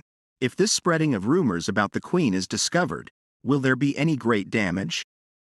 Aisha stated, "Oh, Duchess, if she says that, it's like I am spreading rumors." This is always true, that the Empress had brought 30 slaves into the palace. It's just a reminder of what everyone is forgetting. Poor Duchess Selimon, do not worry too much. Rumors run on their feet and move on their own. It would be impossible even for the great sage of the Mage Tower to find out the source of the widely spread rumors. And she believes in the great popularity and influence of the Duchess, the fact that she will be of great help to her. After some time, Aisha thought about what she would do next to bring her down. According to imperial law, there are 5 conditions for an empress to be deposed. She tries to rebel. When the crimes of murdering the imperial family are committed. When she does something harmful to the security of our country, with a foreign country on her back, or when the public opinion of the country turns noticeably away from the empress. It is also one of the conditions when the empress significantly undermines the authority of the imperial family. It seems that the emperor is completely bewitched and has no intention of doing so. Aisha thought she must have used medicine, magic, or a curse. She can't figure this out right away, so all she has left is a poll. If public opinion becomes strong enough to shake the country, the emperor won't be able to do anything. Now the whole world seems to be her. She will definitely take everything away. Even if she crawls under her feet, it's already too late. In the next scene, Caleb stated, "Good job. Now tell him all the sounds she heard. How can it be so obvious and shallow that she can see through it, noble consort?" Caleb thought the maid seemed suspicious, so he would try to find out. To say that she is a pure and lovely consort is actually nonsense. Innocence is just a mask of someone who has what she wants, even him right now. The really pure one is a person like Her Majesty, the Empress. Then how does he use this? He hopes she will tell him later, consort. How does it feel to let herself fall into her own tricks? Then the scene changes. A noble lady stated, "Her Highness looks so beautiful. They are so grateful that she invited an ordinary couple to such a noble place." Aisha replies, "She also looks great." Then she thinks, "Good. This is working well. People can see what she is capable of. She needs everyone to know. The crown princess will be the perfect empress. For the sake of her reputation, the party must be a success." Duke Norman Schwarzkopf is the duke in the northern part of the empire, which is full of demonic beasts. The child had red eyes and silver hair, rare colors in the empire, so he was like half human, half monster. She was the only person who was nice to him, and he opened up to her. If she can tame him well, it will greatly benefit her reputation. Aisha stated, "Is everyone ready to have fun today?" She prepared a performance for them. Aisha thinks she is confident when it comes to playing the piano. She has learned it since she was a kid. Nobles are starting to appreciate her. It was excellent. Aisha stated she will perform the mask, a concerto, so she will use the accompaniment. When Aisha starts the performance, suddenly a voice comes from the instrument. Suddenly the voice came Madame Selimon. What did her words mean? But concerned about the empress, in the end, it's the truth that just the Duchess. Nobles were mumbling, "It sounds like Her Highness' voice." Then the voice came. The truth is it will help her so much. Suddenly, Aisha breaks the instrument. Aisha thought it stopped, but everyone is looking at her. Aisha stated it was fake. She would never spread bad rumors about Her Majesty the Empress. She has only been here for less than a year. She has not fully understood the empire. How could she ever do such a thing? Duke stated it's not only less than a year, it should be a year already. Your Highness, she still has not learned about the empire as she should. That's what she is saying. As a result, the duties that she has to carry out as the crown princess, she has done them untruthfully. Aisha asked Duke if he doesn't trust her. She is not the person who said those things, and he knows it. Duke replied that he thought he knew it just a minute ago. He had faith in her kindness. But that thing in the exclusive property in the imperial palace, It's an instrument created for criminal investigation and national defense security, so fabrication is not possible. Aisha stated.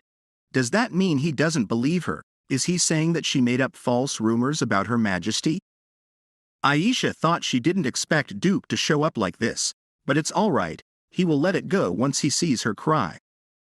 Now Duke, hurry up. Say that he trusts her. Duke stated he regrets it, but he cannot trust her anymore. He can't deny the fact in front of him to cover up for her. After the Duke left, Aisha thought, did someone swap the SP copy of the magic item? Why exactly? Who was it? Why would anyone harm her like this? Then, after some time, Rebellia asked if that really happened. The maid replied, yes. Isn't it karma? She is always acting to be kind. It's fake. She must also punish her for this. Rebellia stated, who could it be? The person who changed the SP copy. She wonders who. Maybe it's someone who is capable of faking a magic item. A maid came and stated, Your Majesty the Empress, she has a guest. Rebellia thought it's that person, then she stated, tell him that she is sleeping. The Emperor came and stated that he knew she would say that, so he came here directly. Anyway, he guessed it was a wise choice. Rebellia replied, don't he know it's rude to come into another person's room without permission? Emperor reply, it's a great offense to lie to the Emperor, but of course, we can't blame her because she is the exception to everything. Indeed, red looks good on her. Rebellia stated she didn't know what he were about to say, but she has a question for him. Does he know about the incident at the Crown Princess's party? What about the culprit who replaced the SP? The Emperor replied he didn't expect her to ask about that first. He assumed she would ask how she would be punished. They are still investigating to find the person behind it. Traces of eavesdropping magic items were found in her office. But apart from that, there was not anything else. Whoever it is, they are careful. Aisha thought she didn't think the Emperor did it. Then it must be someone who is hostile towards the Holy Empire. Who could it be? The Emperor asked if he plans to put Aisha on probation for 3 months and cut the budget, so is that enough? Rebellia thought he was asking him if the punishment should be more severe. It's tempting. Aisha is very annoying, and it bothers her. Rebellia stated, no, actually, actions help her. It's fine for her if she can ruin her reputation to get away from him. The Emperor replied it's such a strategic move, but he is afraid it will hurt her. He is not talking about physical injuries. He fears that her feelings will get hurt. Rebellia spoke, what, as she said, it's beneficial for her. The Emperor replied, it's different. Everyone's feelings are hurt by criticism. She doesn't want to show her weakness, so she tries to let people think she is holding on well. But if she is tired, he hopes she will tell the truth and seek help, even if it's not him. Rebellia thought, why is he saying that now? She will mistake those words of concern that she has never heard in her life with sincere feelings, although he knows it's just a lie. Rebellia stated, Your Majesty, she didn't know he cared so much about her feelings. She wonders what kind of person would abandon her for the last 3 years. Rebellia thought she is a formal normal office employee in Korea. She loves romance stories and usually watches movies of the same genre. But if a stranger tries to approach, she won't be swayed. She will think, what is this X doing? Rebellia is different from her because she longs for Emperor's love more than anyone. She can't understand why she loves him so much. Maybe it explains why that happened. The Emperor thought, what was he about to say? Did he want to apologize so he could escape this situation? That's not what he wants. If only she shows him the same smile she shows everyone else, then for my own benefits, he can pretend to apologize as many times as she wants, but with her. Rebellia stated, Your Majesty, she should not have said that, it's just. No, it's nothing. The Emperor thought if she is physically and mentally hurt, she would not be so willing to do things for her. That's why he is concerned. The Emperor stated he has a favor to ask. Can't she give him another chance? Just once. If he gives him another chance, he won't disappoint her. He will give her anything she wants. He will create the image of the perfect life she wants. she won't regret that she chose to be with him just for a moment. That's what he will try to do, so, as long as she doesn't leave him, he will ask again. Does she still want to leave him after hearing all of this? Rebellia replied, yes, she doesn't care about it, she just wants to get away from him. She wants to make this clear, the life that she wants, the happiness that she seeks, she can't ever get that if she is with him. It's not power or money that she needs, she honestly just wants a happy life, so, no matter what kind of offer he makes, she won't change her mind. Rebellia thought, the emperor is even if he lies, he is not someone who won't keep his promises. If she chooses to be by his side, she will have everything, great wealth, great power, all the things she doesn't want. No matter how much money and power he has, if he is not someone who truly cares for her and values her. The emperor stated, does she know what it means to swear to Mestapo? Rebellia replied, yes, she knows. If he breaks his oath, he will die in a sea of fire. The emperor stated, great, then from now on, she will understand the importance of what he is going to say.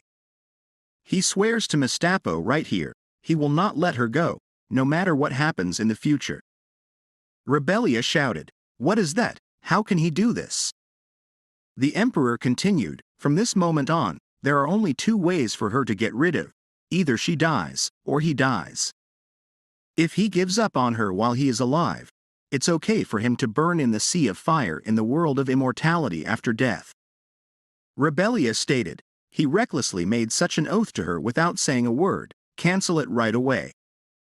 The emperor replied, it's no use, it is called an oath since it cannot be reversed.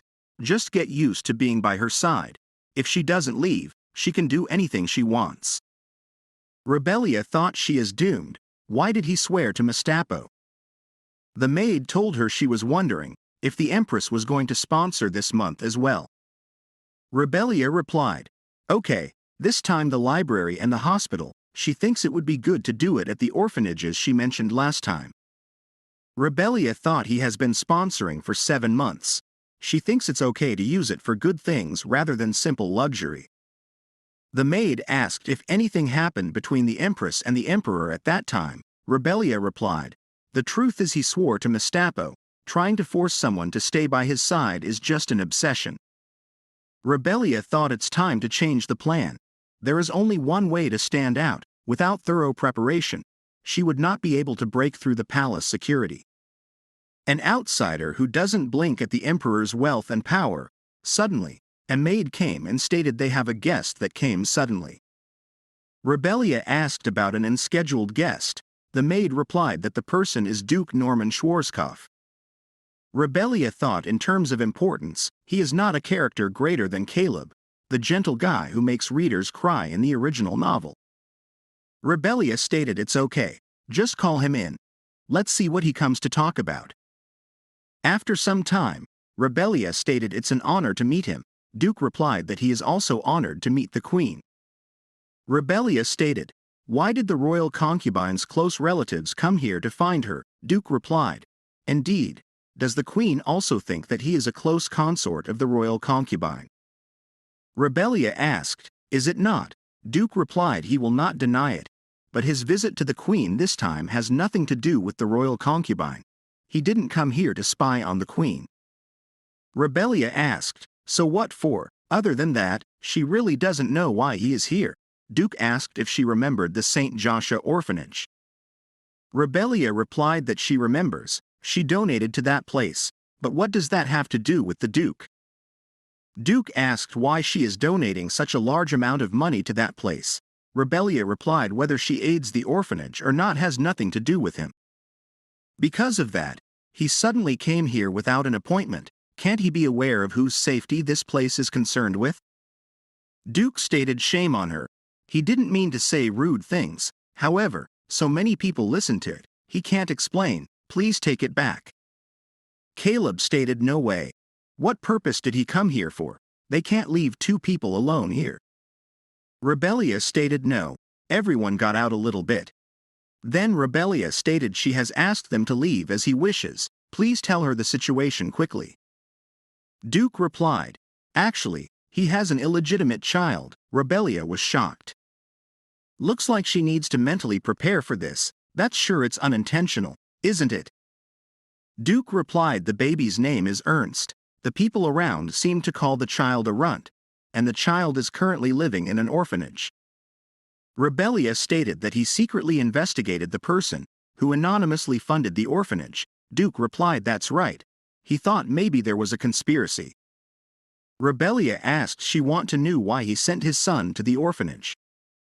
Duke replied it was the will of the child's mother. The mother told him that, so that the child is not suppressed by the prejudice of being a monster. It would be better to leave the child and send him to the orphanage. She must have seen his appearance. That's why a half-human, half-horse monster has to live with that bad reputation for life. Once he is sure, he will pass the title of Duke on to the child. So he kept listening to the news and supporting the orphanage. However, he feels there will be limits. The more this sponsorship amount spreads, the first rumor will eventually spread. Someone will question that amount, and there will also be people who want to solve that problem. As a result, maybe the fact that Ernst is his baby will be exposed. Then another sponsor has appeared, and he will be happy. Thanks to that sponsor, even if he stops sponsoring, then his child will also be able to live in a better environment. At first, he thought this sponsor was the royal concubine. Of course, she would pity such children. But no, it's the queen. No reason to support the real queen, someone he respects. On the other hand, the emperor thought he clearly did what he wanted to do. He said what he wanted to say. He decided to go against her intentions, but how come it looks like that girl now gets away from him? The emperor thought he feels like he is sinking deeper into the mud. He is lost in emotions, annoying and weird, guilt. He is now regretting his actions. He should not have said that to her. If only he respected her as she is. If so, then now she would have smiled at him. Wake up, Alexander. She is just a greedy talent. Why did he climb to this position and forget that? Aisha came and stated she missed him, so that's why she came to find him. The emperor thought she has an intention to come here. That deliberately roundabout appearance. No way. Isn't it pretense and an effective tool? The royal concubine was just using the words of an ordinary noble, but no. What he feels is tired. The emperor asked if something is wrong. Aisha replied she got the news that from tomorrow until the next 3 months, the budget will be cut. She always follows his instructions, so please have mercy on her for once. The emperor stated if she really thinks she follows his instructions, does she remember the contract she signed? She also doesn't know how to handle matters in the palace properly. She is not familiar with the imperial culture either. The story puts her in the royal position with that saintess, as a noble and pure talent. He was hoping she would hold that position, but she can't keep it. The foolish actions she can make, he can't count. The honor of her family has been trampled by her, in the mud, and thwarted his plans and goals. So, follow his instructions or, for that matter. Aisha replied she is an evil person unable to follow his instructions. He can't just throw her out of the palace. According to the law, the royal couple cannot divorce, so she is a holy woman. She has to follow that rule. Then before the empire's diplomatic relations were changed, she and the emperor cannot divorce. Your Majesty, she needs him. He knows that too. She will never abandon him. She will always be by his side and give him what he wants. She will forever be different from her. The emperor laughed and stated she is braver than when they first met. She doesn't feel sorry for her life anymore. Aisha suddenly couldn't move, feeling a murderous intent. The emperor stated she made a misunderstanding, different from her. She can't replace her position, no matter what she does, no matter how hard she tries, so the result is the same. Suddenly, a secretary came and asked, "Your Highness, is something wrong?" The emperor replied, "No, it's nothing." Aisha was surprised. Then the scene changed and the secretary spoke. The queen is having a private discussion with Duke Norman Schwarzkopf. Then he heard he suddenly came over without an appointment. The emperor thought, all of a sudden, why did she do that? The closest person of the royal consort, just don't like it. The emperor asked, "Where is the queen?" The secretary replied, "The two of them are currently in the garden." Suddenly, the emperor was shocked. The duke was kissing Rebellia's hand. The emperor stated, "Did something amazing happen in front of his eyes?" Rebellia was shocked. The emperor stated, "Duke, it seems that kneeling and kissing other people's wives' hands are popular in the north these days." Duke replied, "He is just showing courtesy. It is a courtesy that the queen must, of course, accept." He didn't know he would shock his majesty like that. He heard apparently in the capital loving a married person. It's not strange at all. Rebellia thought, "What is this? Why did the emperor suddenly come to cause trouble? And the duke, is he sure he has to say that? He looks like he has a dark heart." The emperor stated, "Surely the capital culture is to have the pursuit of free communication, but that was just a covert action. Making a decent statement in front of that person, isn't it the actions of the pleasantries?" Duke replied, "With an official wife, is it normal to have another friend in the palace?" Emperor stated he also didn't know why the polite duke showed up like this. He would give him some advice. In the capital, it is better to be careful with his conduct. If it hurts the emperor's honor, then even his honor will be defiled. Rebellia thought, maybe he is talking about Aisha. Why is he, who is close to the imperial consort, suddenly approaching her? Duke stated he didn't deny his old friend, but now he is facing a sincere attitude towards the queen. He will not harm the queen. He came today without an appointment. He apologized and would contact her later, Your Majesty. Rebellia thought, even though it was so brief, that hurricane-like situation was over, the emperor seemed to have something to say, but that had nothing to do with her. On the other hand, a woman is telling her son to keep silent. Suddenly, a man stated, "Mr. Minister, he has a message from the saint." The minister replied, "Really? Please wait, he has work here first." The minister stated her husband has been helping her spy for a Holy Kingdom organization for half a year. Even so, her husband also proved that he is not intelligent. The result happened before her eyes like that. Well, now he won't waste any more time. God wants the same. Hurry to answer, lady. The lady replied, "Actually, she know her husband. He agreed with that organization, even hiding intelligence because of that." The minister asked for the current residence of the intelligence agent. The lady replied she really didn't know that. She always protested her husband's actions. Obviously, it will become a threat to the family, so she really didn't know anything. The minister stated, now the story she told him is over. All right, he will send her to God's arms. The minister thought maybe the saintess was very tired. Then there is no other way but to stand up for him. She is not strong enough to deal with the immediate problem. Then the scene changed. Rebellia thought, come to think of it, the possessor of tremendous power and wealth, Death Northern Territory, is a good place to hide from the emperor. Even if she wants a divorce, as a result, she just unilaterally brought other people's situations into play. But there is no other way. She decided to think only of herself, be a selfish girl. After some time, Rebellia stated, she just called him because she needed him. Is everything he said in the last meeting true? Duke replied, yes, my queen, wear his Mustapo oath not to lie at all. Rebellia stated, so let's be honest this time. As she listened to his story, she would be very grateful if he would listen to her story. Duke replied, of course, he will. On the other hand, the emperor thought, this thing can't be cooperated. Duke said he was headed to the queen's palace. Rebellia is having a private conversation with him. They will let me servants out. She doesn't even like to run into him by chance. One thing has become clear, she does not care about him at all. At the Empress Palace, Rebellia stated, her story here is over. She really wants to divorce the emperor. In this boring palace, she is looking for a way to leave, so she wonders, do you know any way? Duke replied, if so, queen, what about escaping abroad? Rebellia asked if he listened carefully to her story. Duke stated she told her story. He listened carefully, if she needs his help, no matter how synergistically. Rebellia replied, saying these words is just to take advantage of him. there is no benefit to him at all. Duke replied, please take advantage of it, he just needs to be the queen's tool, he's satisfied then.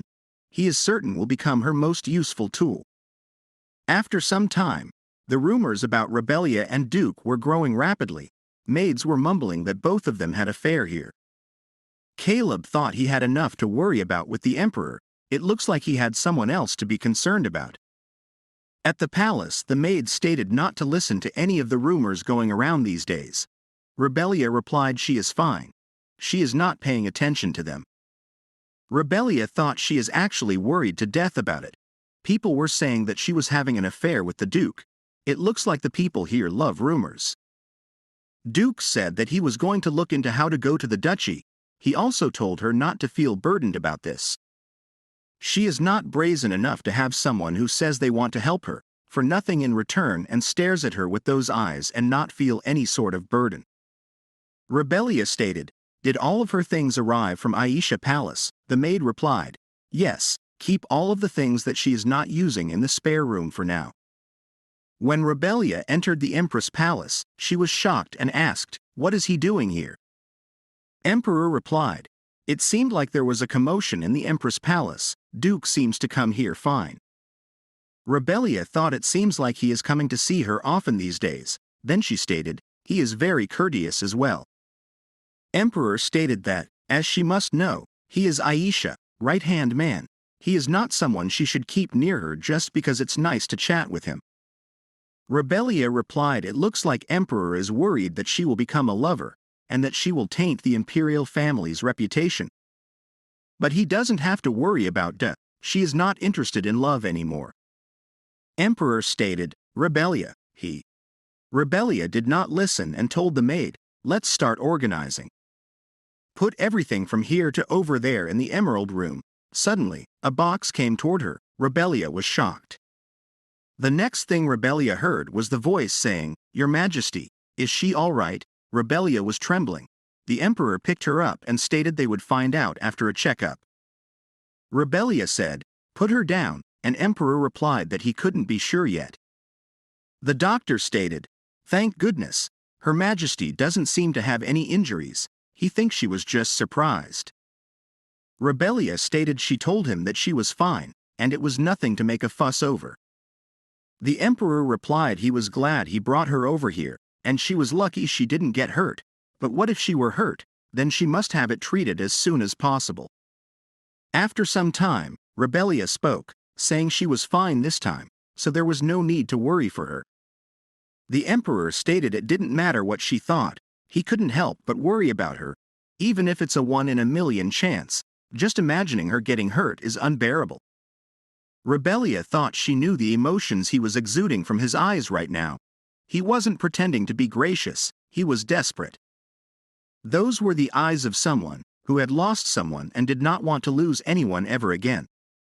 Alexander's background was only mentioned briefly in the original novel.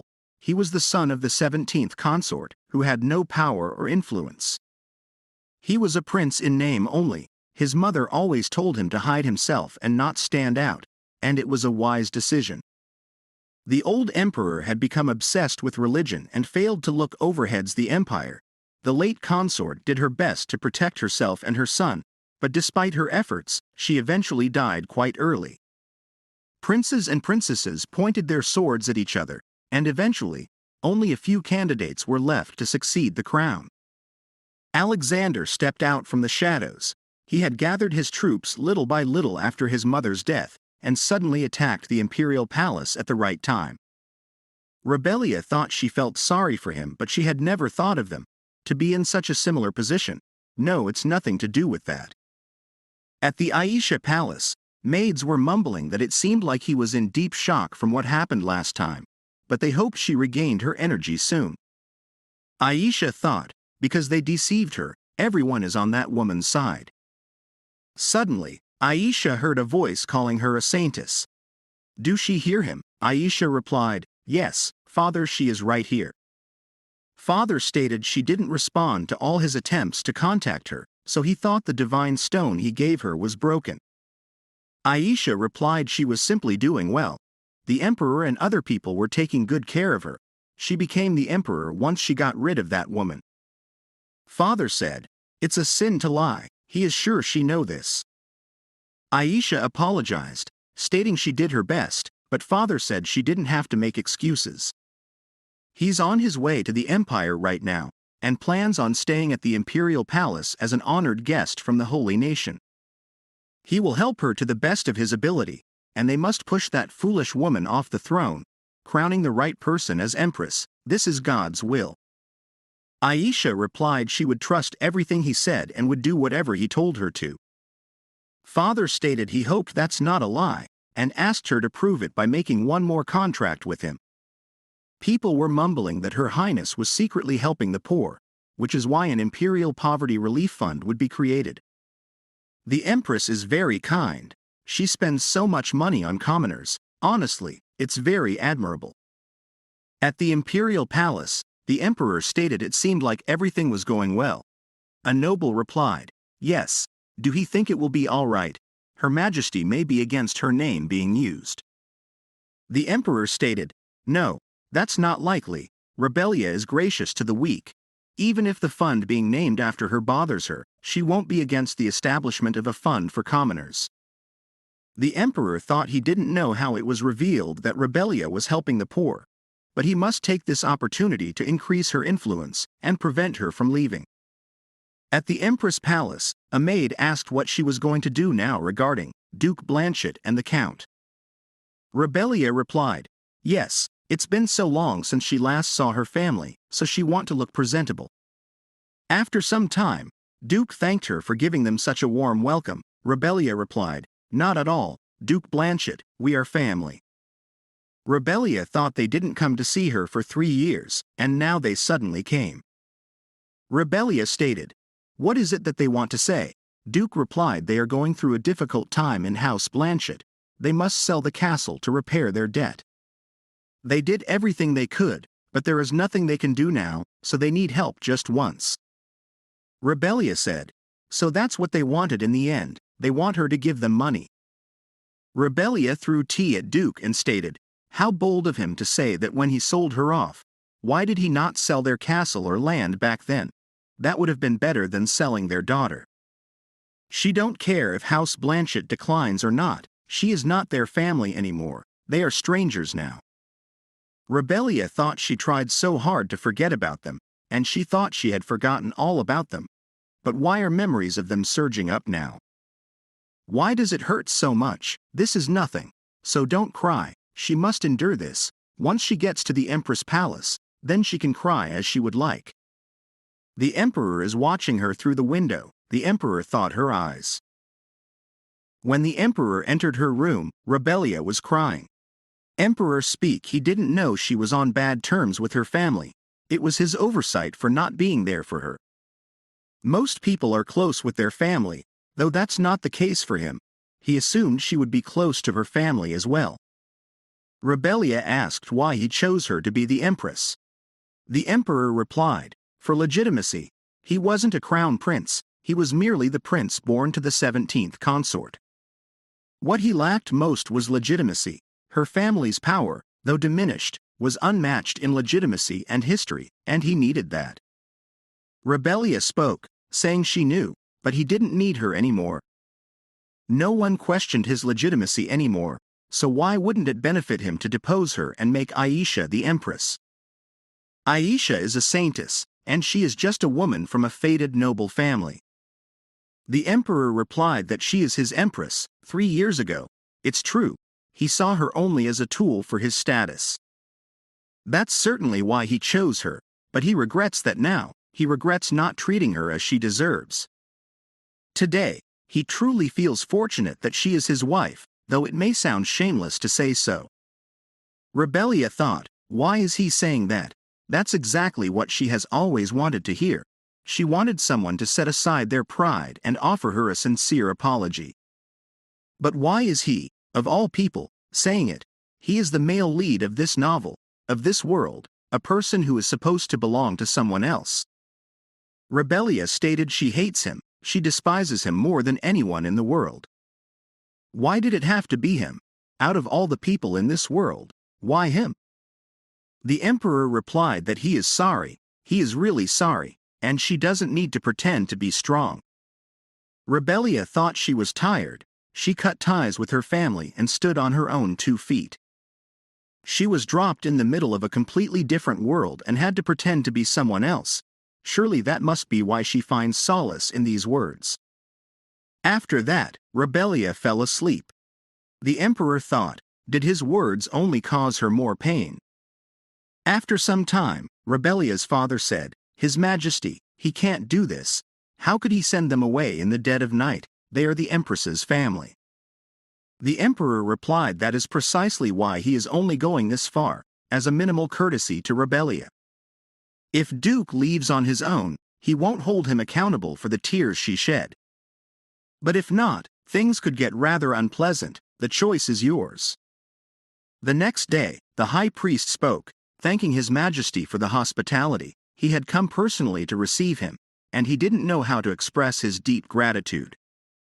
The emperor asked why he said such words when he was their valuable guest. How could they not welcome him? He hoped the priest felt as comfortable here as he did at home.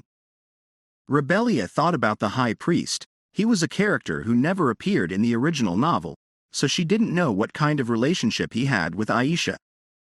According to the original work and what she had studied here, the dimensional transporter immediately delivers to the Holy Land, and they are taught directly by the priest. So, is he her mentor or guardian? Maids were chatting that the high priest was an elegant person. The other one replied, That's right, he was even polite to them. On the other hand, Aisha spoke about the empress, saying she and she are like sisters. She meant she had solved her problems in the past, so she wouldn't be back anytime soon. If he wanted to say something, now was the time. The high priest asked how did things go wrong, tell him. Aisha also asked if he came here knowing everything. The priest said, Saintess, even for him, there are limits to understanding things he have not personally seen. Okay, then hurry up. Aisha replied, Okay. Did he know that woman suddenly said she wanted a divorce? The priest stated her request was rejected, and she suddenly moved to the royal palace. Then suddenly, she started extravagant and trampling on the nobles. Aisha spoke, saying she told her to assume responsibilities. After that, the work became completely out of her hands. The priest stated he got it, therefore, Saintess, she hadn't worked since then. Aisha replied, Yes, but. The priest spoke, But what? Continue, keep talking. Aisha replied, Okay, she opened a salon to take that mirror's influence, but because of that woman, she didn't have a great reaction. Then the priest slapped her again, and said she had forgotten her face is one of the few weapons she has. It can't stay like this, it doesn't matter, she must become an empress in the future, so she should prepare herself well. All right, he resented her stupidity, although she has the ability to know before returning, she also has the ability to withdraw so easily.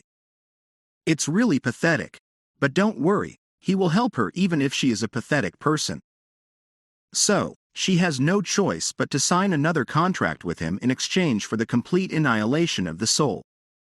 Aisha asked, Annihilation of the soul? The priest said she must be worried, but think about it, while she is alive, she will have the highest power a woman can have. Everything in the empire will soon be hers. Besides, there is no other choice for her now, right, if she doesn't want to submit to the role of empress and go next to the ruler. Aisha replied, She understands, Your Holiness, he have to make her become the empress. The priest spoke, Of course, this is the will of God, so it will be fulfilled. For those who don't have any importance, their possessed spirits must be eliminated. The next day, Rebellia thought, the sky is blue and the weather is warm. Girls and boys happily flocked to the capital. Summer has begun in the empire. This meant that she had not been able to get a divorce for a year already. They were all young. She thought she would be free in a maximum of 3 months. She didn't understand what was happening in this world. In the Castilla Empire, it is customary for the beginning of the social season to be inaugurated by the imperial family. This year at Topaz Palace, there would be a lavish party for 3 days and 2 nights. In fact, she had no reason to help in this event. However, after what happened, she had a feeling that she had to do something. Maybe she had been working too hard, and that's why she felt so depressed. Maybe it was worth taking a walk. When she got out, she felt a little better. Eventually, people needed to get a little sunshine. If she kept thinking about work, there would be great difficulties. Aisha came and asked Her Majesty if she was alone here. Rebellia replied that she was taking a short break. What about the saintess?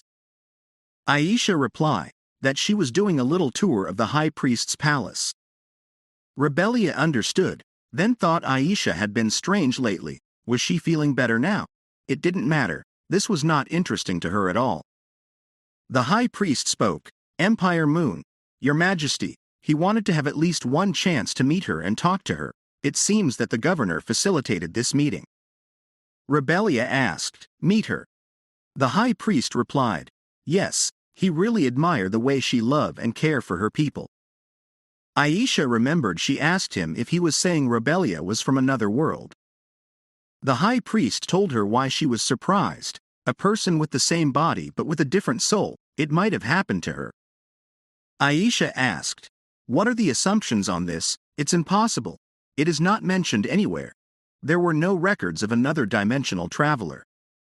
The high priest stated, do she know what that means? The fact that this has never happened before does not mean anything.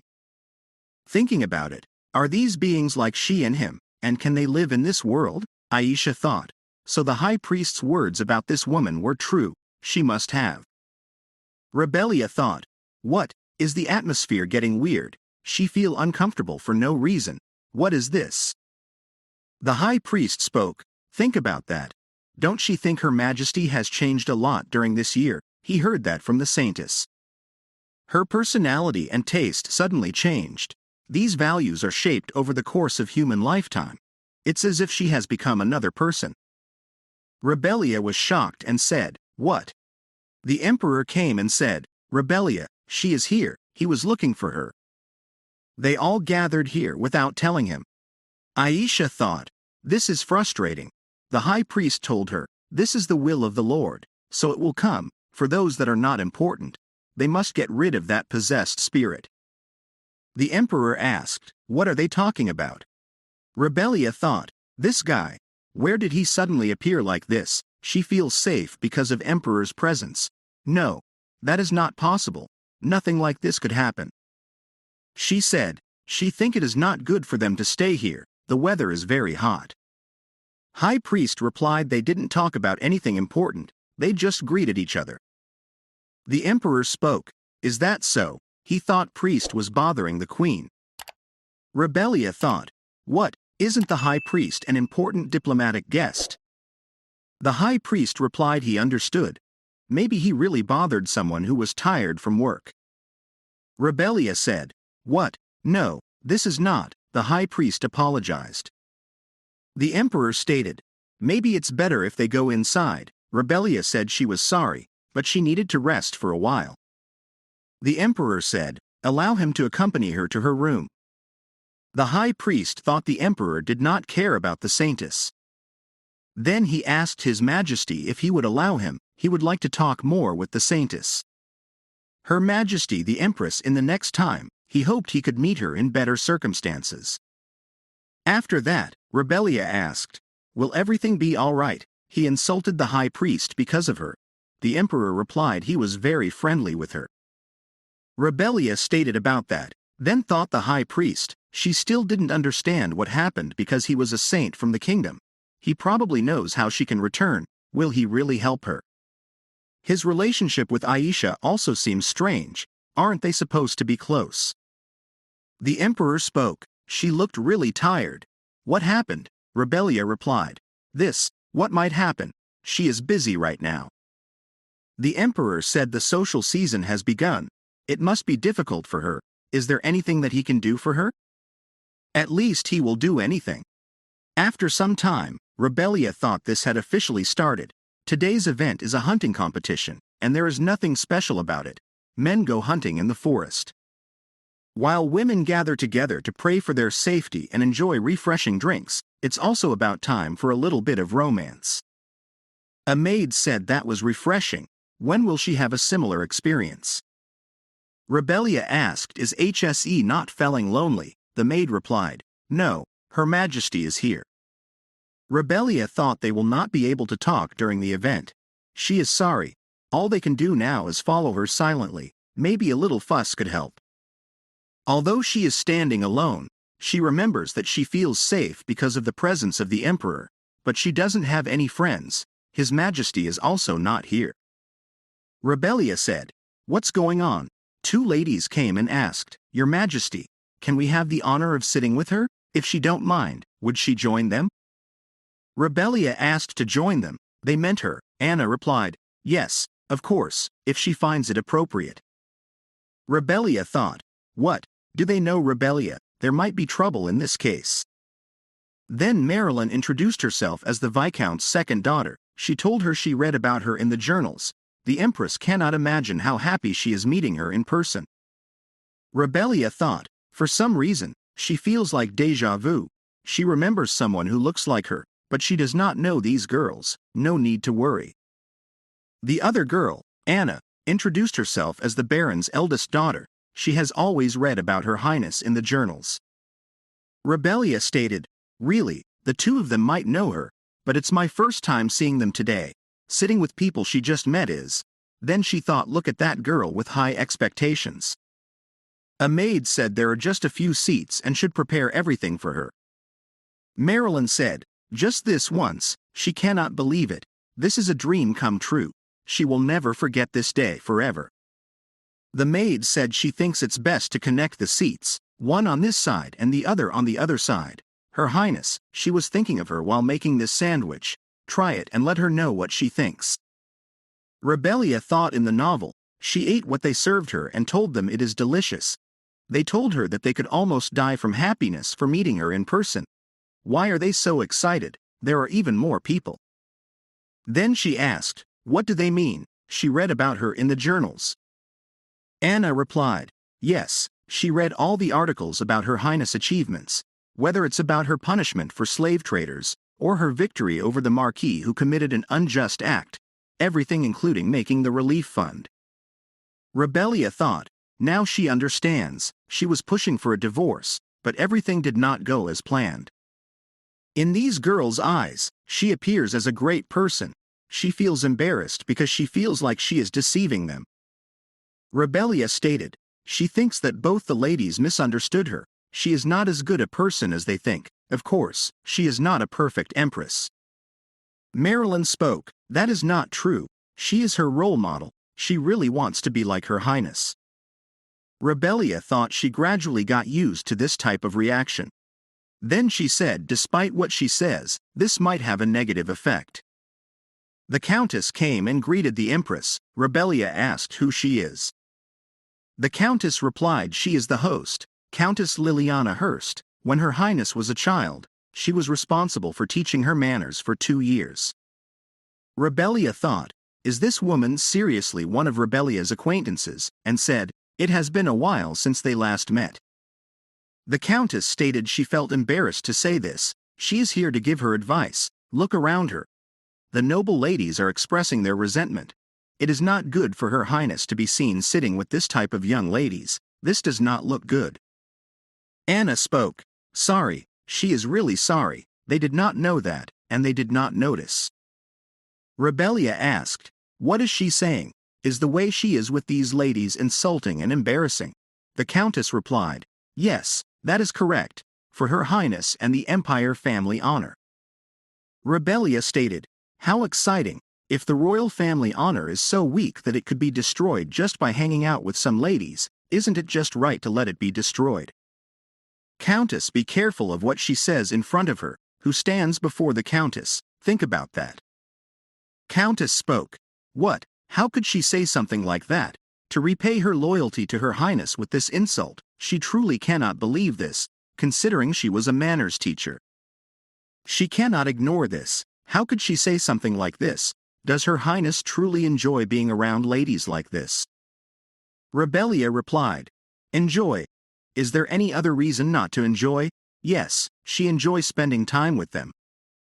It is much better than being around people who enjoy gossiping about others like her. She think Countess should leave unless she wants to get humiliated even further. The Countess replied with her apologies. Other nobles stated, "Look at her, how bad is a former student of hers treating her like this, how rude." Rebellia thought, overlooking her bad attitude, it does not justify why others should act like this, they pretend as if they care about her. Marilyn spoke, "Her Highness, she was amazing. She is a lot cooler than how she was described in the journals, she was so amazing."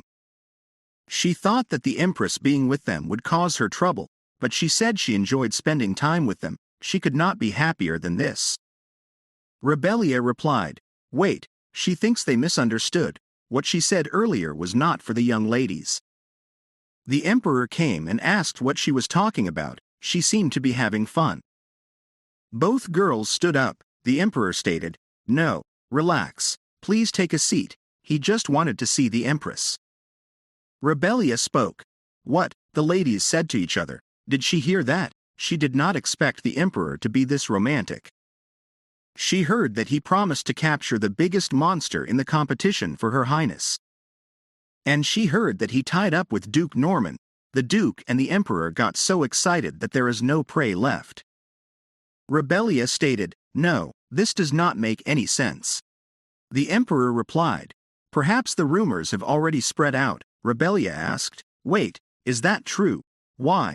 She is not that interested in hunting." Then she thought, really, was the original Rebellia interested in hunting?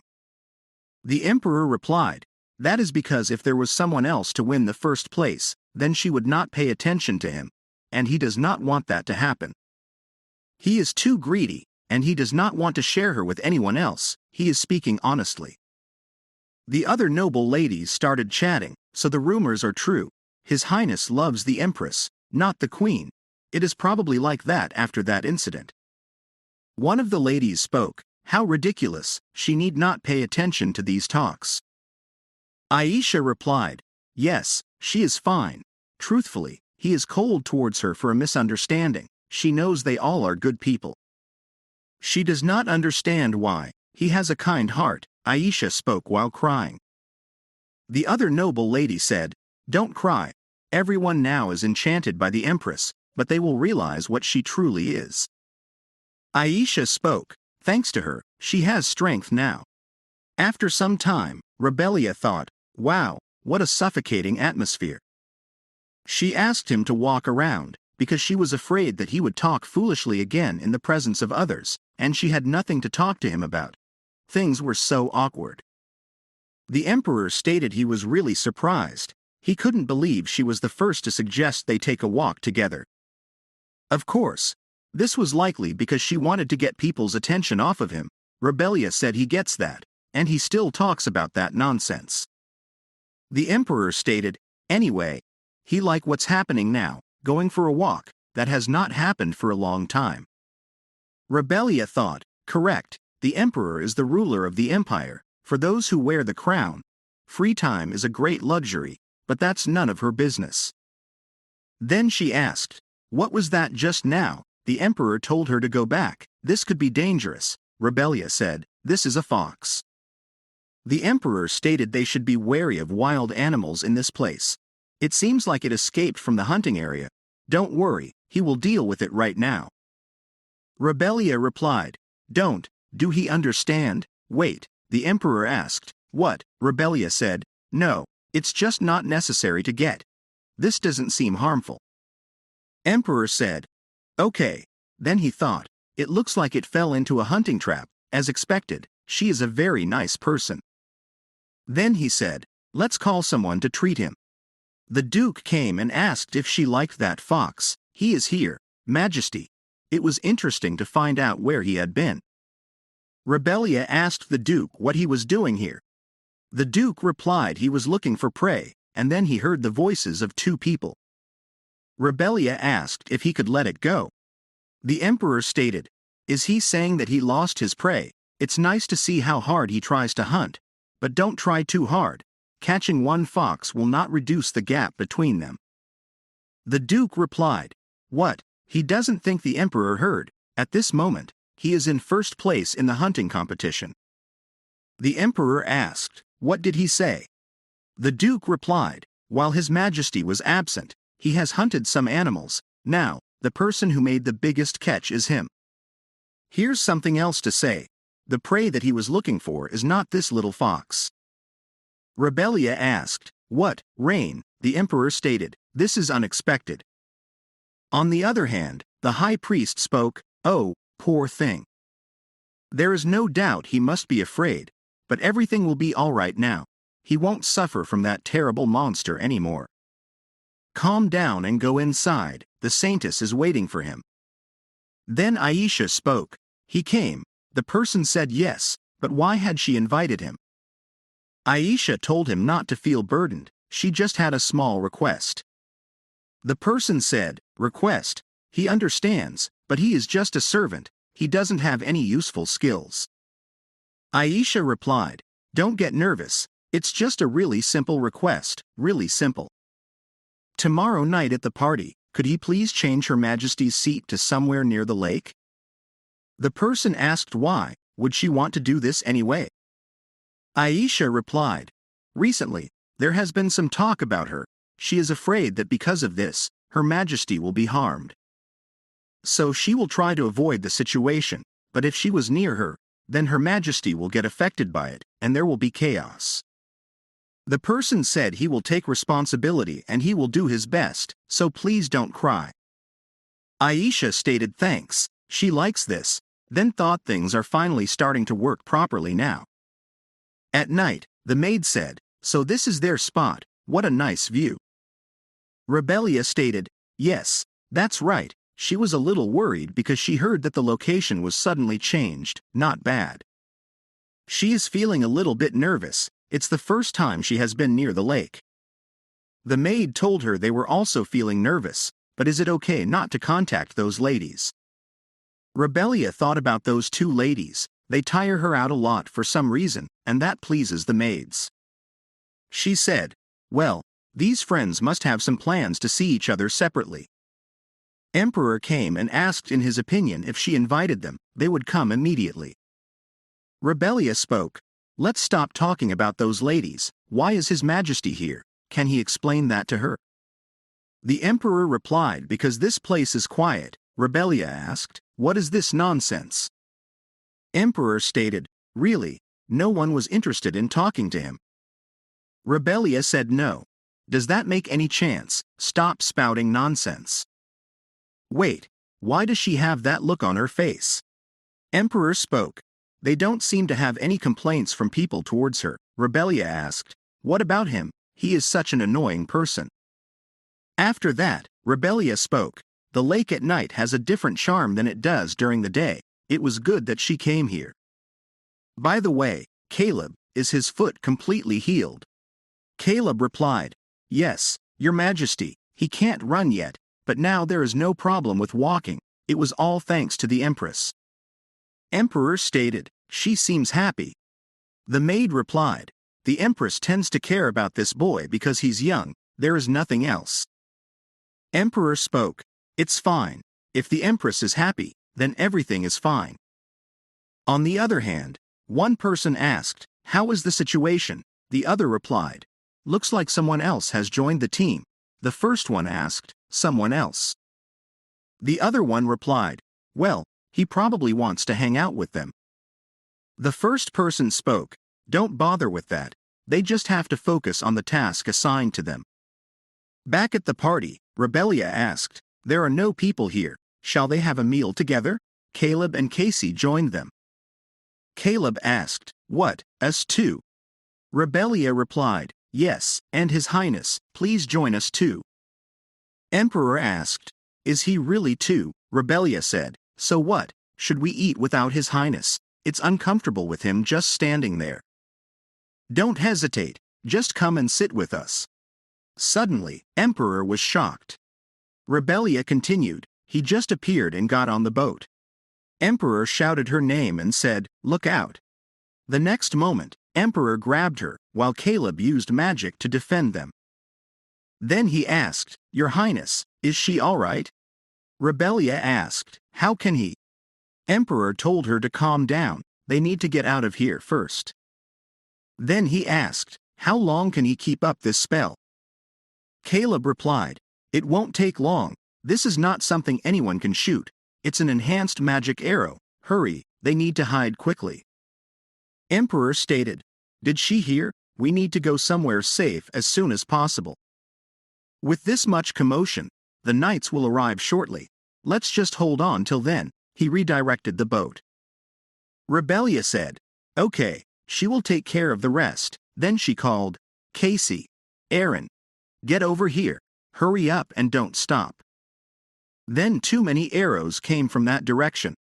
Rebellia asked, are they still far? Emperor replied, they are about to arrive, just a little further.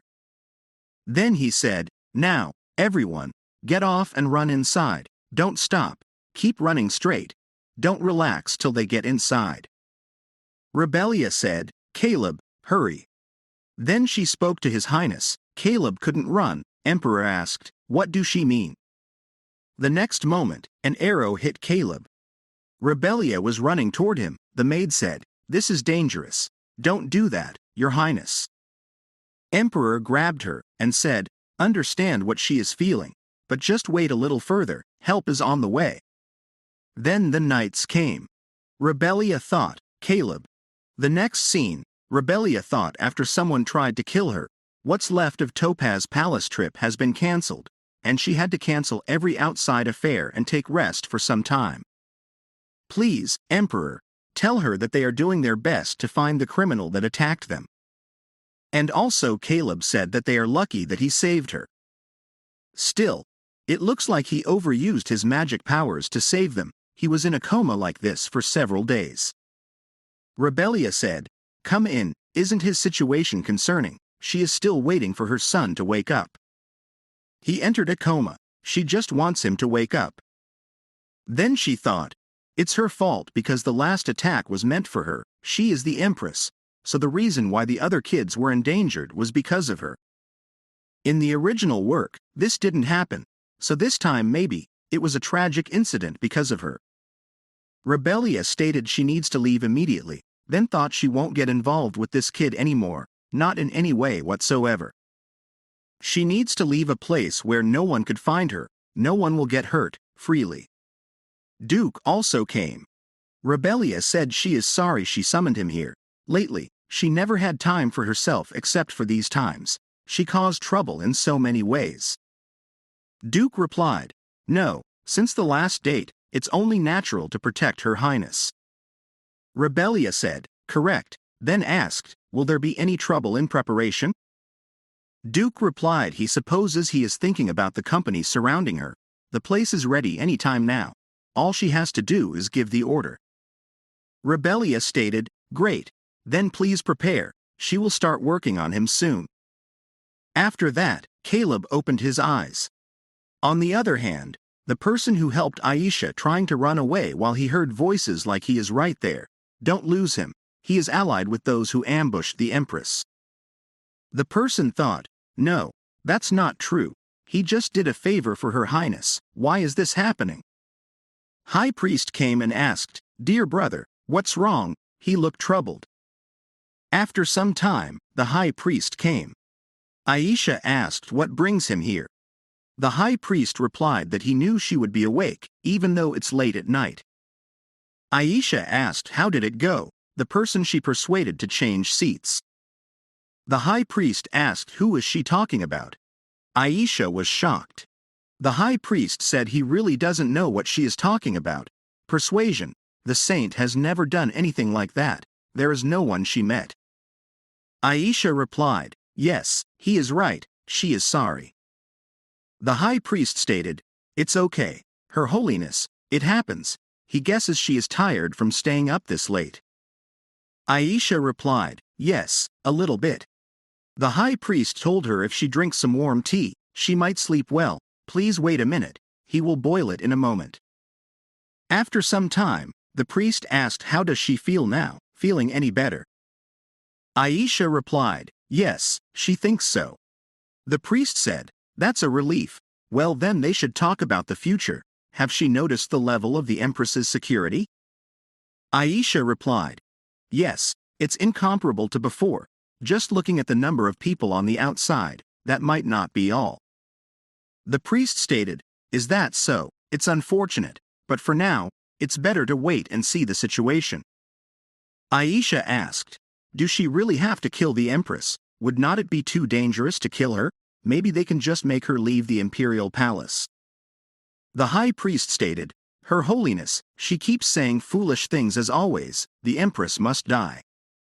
She doesn't need to think about anything else, all she needs to know is this, do she understand? Aisha replied, yes, she got it. Then she thought, as expected, something is not right since the beginning. The high priest is strangely obsessed with killing the Everest, definitely from the beginning, as if that's his only purpose. On the other hand, Rebellia thought she received a letter from Duke.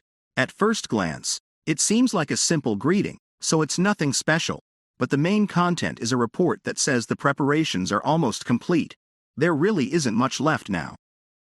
Then she thought, who could it be at this time, and said, come in. Rebellia was shocked and asked Caleb when did he wake up.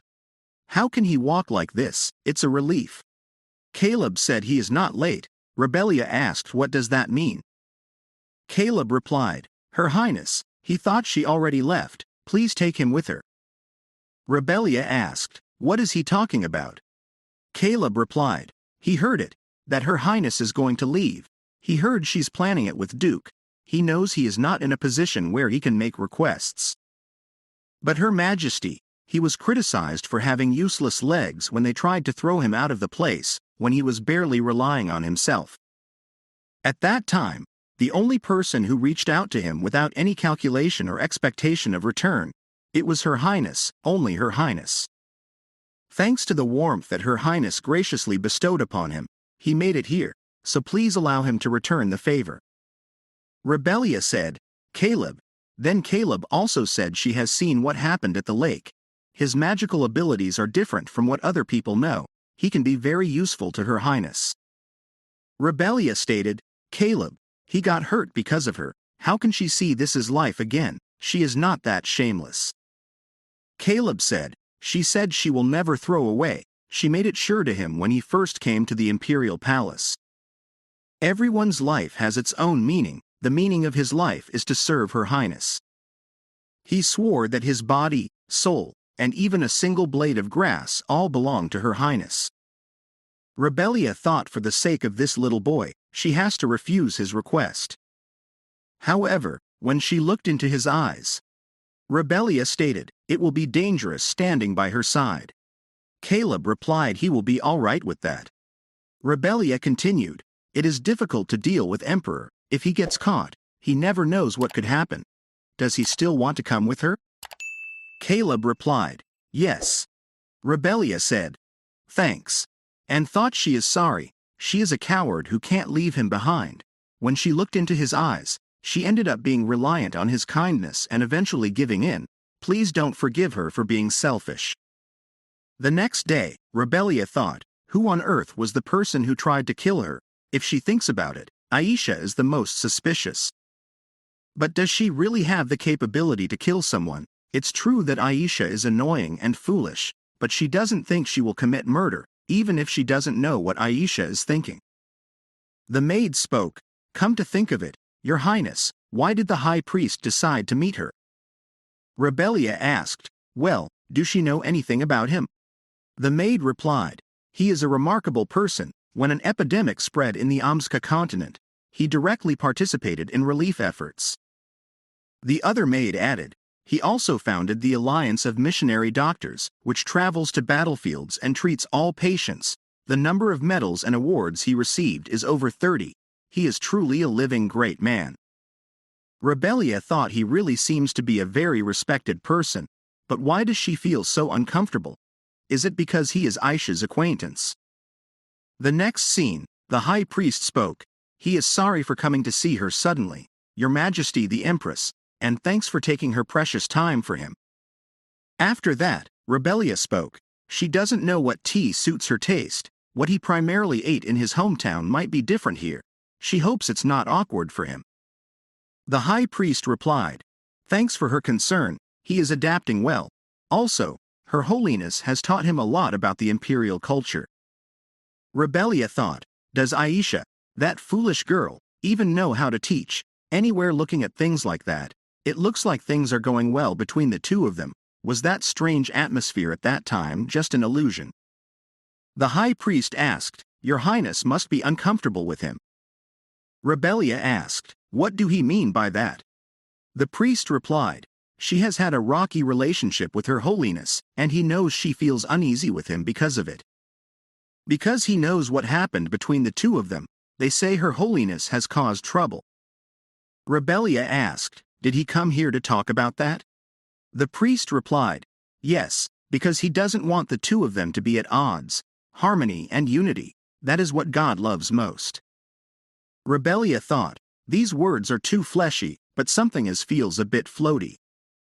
Then she said she understood, that the High Minister wants to improve the relationship between her and Aisha. However, Aisha is also an adult. He must take responsibility for her actions.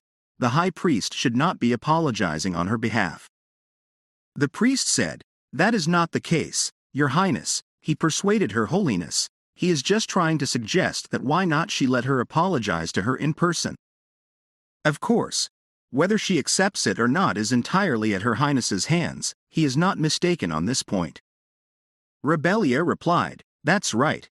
Then thought, without any doubts, it seems like a face of someone who truly thinks that way. All right, why don't she do it the other way around? Rebellia stated, he may think it's random, but seeing the high priest reminds her of a book she recently read. It's a very interesting book. It has a story about a person from another world. However, she seemed different from the holy maiden, the consort. Her spirit, she feels like her soul had melted into this world. Does the high priest know anything related to this? The priest replied, he thinks Her Majesty has read about the possessed person. Rebellia asked, are these people called possessors? She seems almost unknown, unlike the holy maiden. Why is that? The priest said, because they all sent them back. Rebellia thought, send them back, how? The high priest continued, a person whose soul and body have both been transferred to this world. They have no other choice, so they worship her as a saint. Those who have only their spirits descended are different. There is a way to send them back.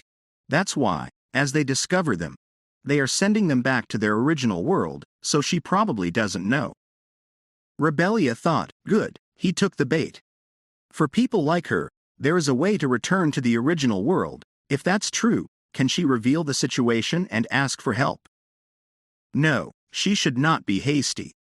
On the other hand, the Emperor's man told him it's still unclear who exactly it is, but it seems certain that he is a wizard from a magic tower. He asked for cooperation from the magic tower owner regarding this. The Emperor stated, he is not asking that. About the Empress's slave, have they found anything? Robert replied he looked into it in many ways, but he doesn't have any connection. Aside from this, there wasn't anything particularly suspicious. It's just he himself says it's the third circle. The Emperor said, if he is capable of deploying that level of defense, he guessed that it would be at least equivalent to the sixth circle. Robert asked should they dig a little deeper. And the Emperor replied, leave it for now. The most important thing is the Empress's safety. They don't know his intention, but he is definitely helpful for her, so it might be better to wait and see for now. After some days, a maid said, Your Highness, she thinks that's too many gifts. Rebellia thought, as soon as he announced that he had finished her medical treatment, she has been receiving so many darn gifts. These are all precious items like jewelry and clothes sent by nobles she doesn't even know. They didn't even care about Rebellia before, but now they are desperately trying to get her attention. How ironic. Rebellia asked, do she think her influence has increased? Gifts keep pouring in to celebrate the recovery. The maid replied, is there any gift she likes among them? For example, the fountain pen given by His Highness. Rebellia stated, what is that? Unlike jewelry that is unnecessarily fancy, it's a practical gift. The maid thought, in fact, she also likes flashy jewelry or dresses, but of course, she dislikes people who think that the only thing she likes is those, because she also likes books and studying. Rebellia said, "That's it, she needs to stop this barrage of gifts first, there is no place left to put them anymore." The other maid came and told her she is sorry to disturb Her Highness's rest. His Majesty asked her if he could have a moment with her. Rebellia thought, why so suddenly? The next scene, the maid said, "Look at how cutely he tilts his head. What should she do? It's so cute." Rebellia asked, "Why is there a fox?" The emperor replied, "What do she mean? Isn't it the fox she saved during the hunting competition?" Rebellia asked, "Is it really the same fox that she saved? It seems like it has changed a lot. He wasn't that gentle last time." The emperor told her, "Was it, when he tried to touch it, was it the same as it was that time?" Then he thought, does he still remember that he tried to kill him? The next moment, the fox came toward Rebellia. The emperor said, "It seems he likes her specially." The maid asked, "Your Highness, is she going to raise this fox? What should they name it?" Rebellia asked, "Will it be all right to raise it?" The emperor replied, "Well, he still has to rehabilitate him." Rebellia stated, "Well, once rehabilitation is complete, let's send it back to the forest where it originally lives, never mind the name." The maid asked, "Is she sure? This fox is so cute and seems to like her a lot." Rebellia replied, "It would not be bad to keep it here, but for the sake of this child, it would be better to just let him go, because he will be happier that way." The emperor thought, still, she is longing for freedom more than this life. She would be happier that way, but he is different from her. The emperor stated, "When it's completely healed, why not consider raising him again? Someone burned its hands in the forest, they still don't know if it will be able to survive in the wild or not." Then he thought, he can't wish her happiness and let go of her, because he has not learned how to do that either. Rebellia replied, "That's right." The next scene, Duke asked, "What's the current situation?" The other person replied, "Everything is almost going accordingly. The store name is changed without any problem. All the employees are replaced with their people, as soon as he gives the command." Duke told him, "Almost is not enough. It looks like His Majesty will soon make up his mind. There cannot be any disruption to his plans. Check everything again thoroughly." Then at the palace, the high priest asked, "Do she have anything to say?" Aisha replied, "Her Highness the Empress has not moved at all lately. Today, she suddenly went out with her handsome servant. She had previously asked me to inform you immediately if anything happened." The priest replied, "Thanks, although she is a truly kind girl, in this case, let's move as well." The next day, Rebellia thought, this is the new store, isn't it?" Caleb replied, "Yes, this is the place Her Highness wanted to shop at." Rebellia replied, "All right, understood. Let's go in." The shop servant welcomed her, saying, "It's an honor for me to serve Her Highness. We have prepared the items she decided on separately. Please also feel free to take a fleeting glance around the place." Rebellia asked, "Did they hear that, gentlemen?" She said not to hesitate to look around. If they follow her everywhere, Shay will get annoyed, and she won't stroll comfortably, so she want them to wait here. The knights said, "Her Highness, we are here to protect her." Rebellia replied, "It bothers her. How can she shop with so many guards surrounding her? Don't they care about her mental well-being?" She didn't say she will be alone at all. She will take Caleb with her. They know, comrades, this boy protected her. The knight replied, "We understand, but we can't give her much time. We also received orders." Rebellia told him, "All right, don't worry too much, she will see him in a bit." After that, the guards chatted. "No matter how frustrating it is, isn't this too much? It feels like they are bothering her by accompanying her." Then one asked, "What's wrong?" The other one replied, "Nothing. But doesn't the place seem very quiet?" The first one said, "What is he talking about? Maybe she is shopping quietly." The other one said, "Still, don't they feel uneasy? 3 minutes have already passed, and there is no sign of her. Even if they get scolded, let's check it out. Suddenly, they shouted, "What is happening? What is this?" Caleb replied, "They're just executed, Her Highness." Rebellia asked, "Is he sure they are just asleep?" Caleb replied, "Yes, there won't be any other problems with their bodies, just deep sleep." Rebellia said, "All right, that's good." Duke stated, "Her Highness, let's leave now." Rebellia asked, "Is he sure they will be okay? The Emperor will notice soon." "Let's go, but the Duke will be in trouble." The Duke replied, "It doesn't matter, for the sake of repaying Her Highness, he can do more, so let's leave without looking back." Rebellia thought, she really hopes that what she wished for will come true. The next scene, Robert shouted, "Search carefully, even the smallest details will help, anything that can help them know about Her Highness's whereabouts." He can't believe she would run away. There are reports that she looked very distraught these days. This is very strange. How could this happen? Emperor came and asked, "What is the situation now?" Robert replied, "Sorry. Very sorry, Your Highness, they have not come up with anything yet." Emperor stated, "Is that true? Keep trying." Then he thought, this is what happened. Even if she hates and loathes him, it was enough to have her by his side, but she didn't even try to let it happen. He knows it is all his fault, however, he just can't. A person came and said, "Your Majesty, the knights who were under the spell of sleep have awakened." After that, the knight spoke. It was Duke. He is naturally sensitive to magic, so he sensed something was off. It was because of this sleep magic circle, anywhere that was all. Duke was the last person he saw before they passed out, pretty sure the same. On the other hand, Caleb asked, "Her Highness, is she okay?" Rebellia replied, "Why?"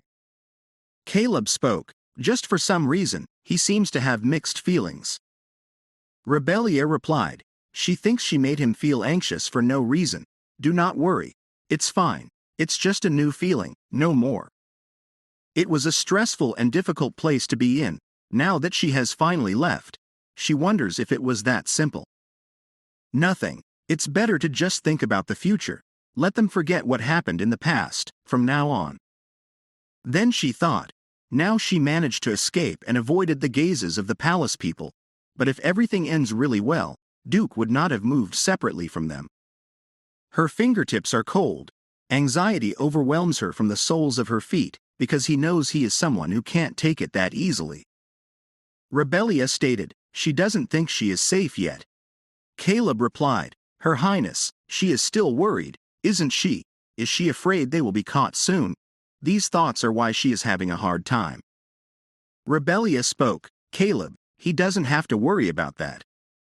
Caleb said, "Please trust him a little more, there is a charm he has prepared just in case."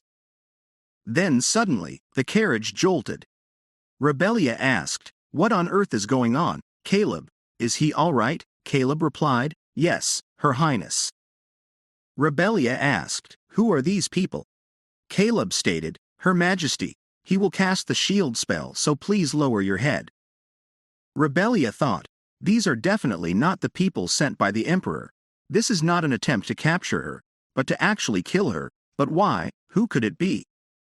Caleb spoke, "Her Majesty, he think these are the same magical arrows that attacked us on the lakeside."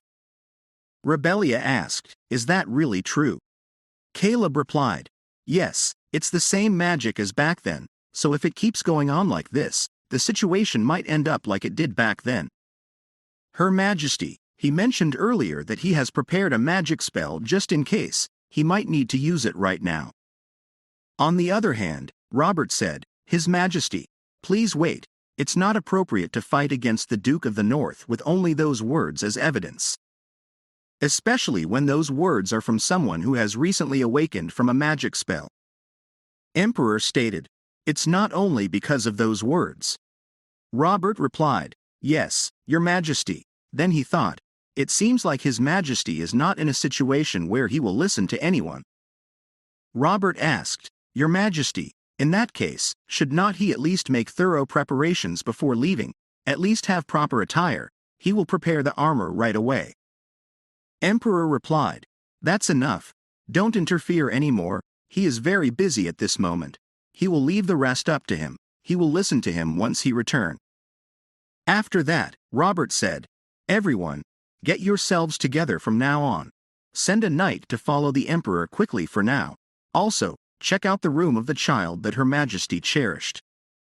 Recheck all the letters that have been sent to the Empress's palace during this time, especially those that seem related to the Duke or anything from the northern regions, and bring them all to him." This situation has turned out like this. It should not get any more complicated than this. The next scene, Duke said, "Everyone, they will wait here for the chase." The other knight asked, "His Excellency, they have always trusted His Excellency's judgment, but they are unsure this time. There were so many rumors about the imperial palace neglecting Her Majesty. Even if it's not the case lately, but people don't change in an instant, will they really chase Her Majesty all the way here?" Duke replied, "Yes, he will. He is quite sure. The emperor won't be able to endure such a loss. He will show up soon." The next moment, Emperor came and shouted, "What a bold person he is! How dare he try to stop Duke Norman?" Then he asked, "Where is she?" Duke replied, "What is he talking about?" Emperor spoke, "Rebellia." He asked where the Empress is. Duke replied, "He doesn't know, but he will be sure she will be at the place where she wants to be." Emperor shouted, "Don't talk nonsense in front of him. Don't he use despicable tricks to take her away? That's likely why he came to the imperial palace in the first place, to betray. If it were not for him, the Empress wouldn't have been so daring." Duke replied, "Do he really think so? Wasn't it he who pretended not to know the words that Her Majesty has been continuously speaking? He just treated it as her temporary urge. Don't he just want to let it pass like that? He may want to blame him, but in reality, he probably already knows what the truth really is.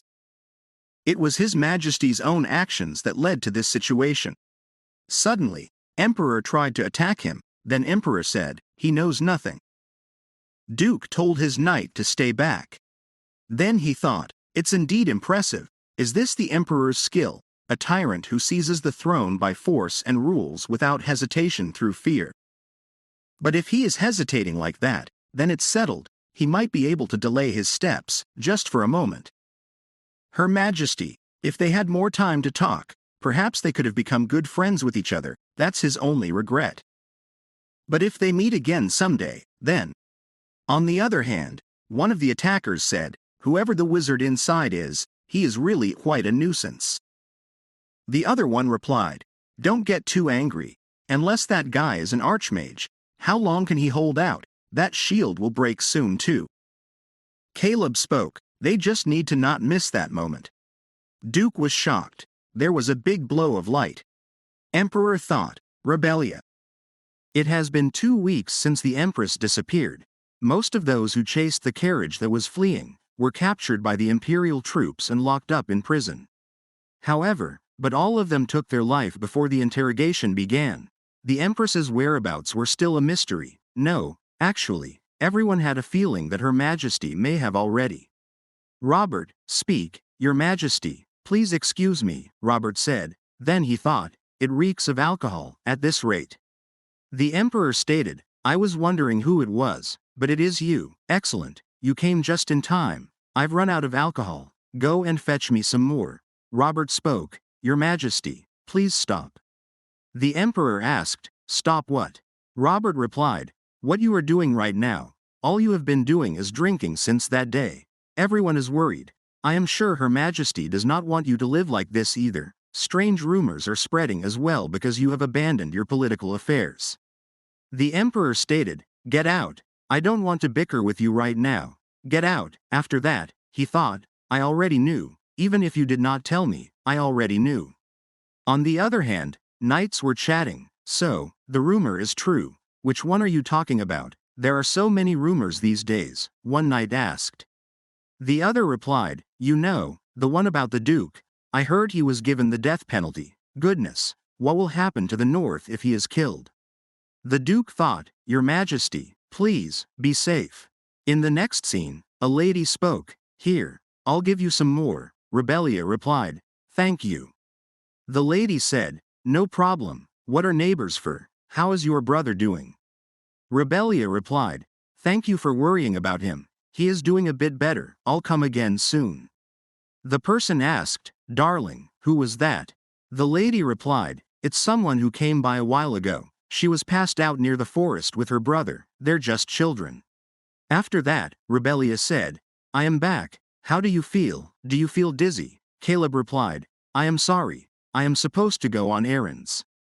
Rebellia asked, But what do you mean? Obviously, the person who can move around should go. Do you think you will be able to eat some soup? I will quickly make some for you. Caleb replied, Yes, I think so, thank you. Rebellia thought, Caleb and I succeeded in escaping before the attackers could kill us. It was thanks to Caleb's magic, but everything happened so fast, we failed to reach the faraway kingdom we had planned to go to. Instead, we arrived at a nearby village, and 2 weeks have passed. Thankfully, the people of this village seem to be quite naive. No one is suspicious of us, but still, I can't stop feeling nauseous. Then she said, Great, I think it is all ready. She thought, Caleb can move a little bit now, so we must leave the empire after staying here for just a few more days. Caleb asked, Your Majesty, is there anything I can help with? Rebellia replied, No, it is all right. Actually, would you please set the table? I think we can eat now. The lady at the grocery store gave me some more bread. She must have been worried because I told her that you were sick, Caleb said. How generous of her, I should go and thank her later. Rebellia told him, Focus on eating a lot and recovering for now. Caleb asked, What should we do after we leave this place? Rebellia replied, What do you think about going abroad to your homeland? I don't think that would be so bad. Caleb asked, Is there really nothing I can help you with? Rebellia said, Why do you keep saying that? Caleb told her, I want you to be happy. I thought all you needed to do was escape the imperial palace to be happy. That is why I helped you flee, but you still look sad right now. Have I been mistaken? Rebellia replied, It is not what you think. This is my first time being free. I am just not used to this, so don't worry, the soup will get cold, let's eat. On the other hand, the head maid asked, Is he still unwell? The maid replied, Yes, it was a big shock, so I can understand why he is acting like that, but even Her Highness is acting like that. After that, a priest came and asked, Saintess, why are you making that face? You must put on a smile. Hurry, this is only the beginning, Aisha thought. Just what in the world have I made a contract with? In the next scene, Rebellia thought, I feel bad for making Caleb anxious for no reason. He must be feeling complicated right now too. When I am quietly alone like this, the original Rebellia's feelings come to mind. If I don't consciously think about it, it will disappear, bitter, affectionate, and clumsy. This must have been Rebellia's love, foolish. To look good, hoping you would notice, endlessly suffering inside. Caleb was not wrong. The Rebellia in me still craves love. Go back and meet him. He shows interest in me now. It might be different from before. No, it's obvious I will be disappointed again. A lady asked, What are you doing here? Rebellia replied, Hello. I was just taking a walk and decided to rest for a bit. The lady asked, By the way, how is your brother? Is he still very sick? Rebellia replied, He is much better now. The lady continued, That's good to hear, but just in case, you should take him to the square later. The priests have arrived. They said they would help the sick as they travel around the empire. It's really fortunate. Because of the executions and wars, it has been hard to get to the capital even when very sick. Rebellia asked, War, what do you mean? The lady replied, Didn't you know? Well, you probably didn't have time to pay attention to rumors. They say the wife has decided to execute Duke Schwarzkopf. Apparently, he was somehow involved in the Empress's disappearance. The Emperor does not seem willing to back down either, so the North might. Meanwhile, at the palace, a priest said, People will think it is war. There is no need to make that face. There is no real chance of war breaking out, Aisha asked, but the rumor wasn't made on purpose.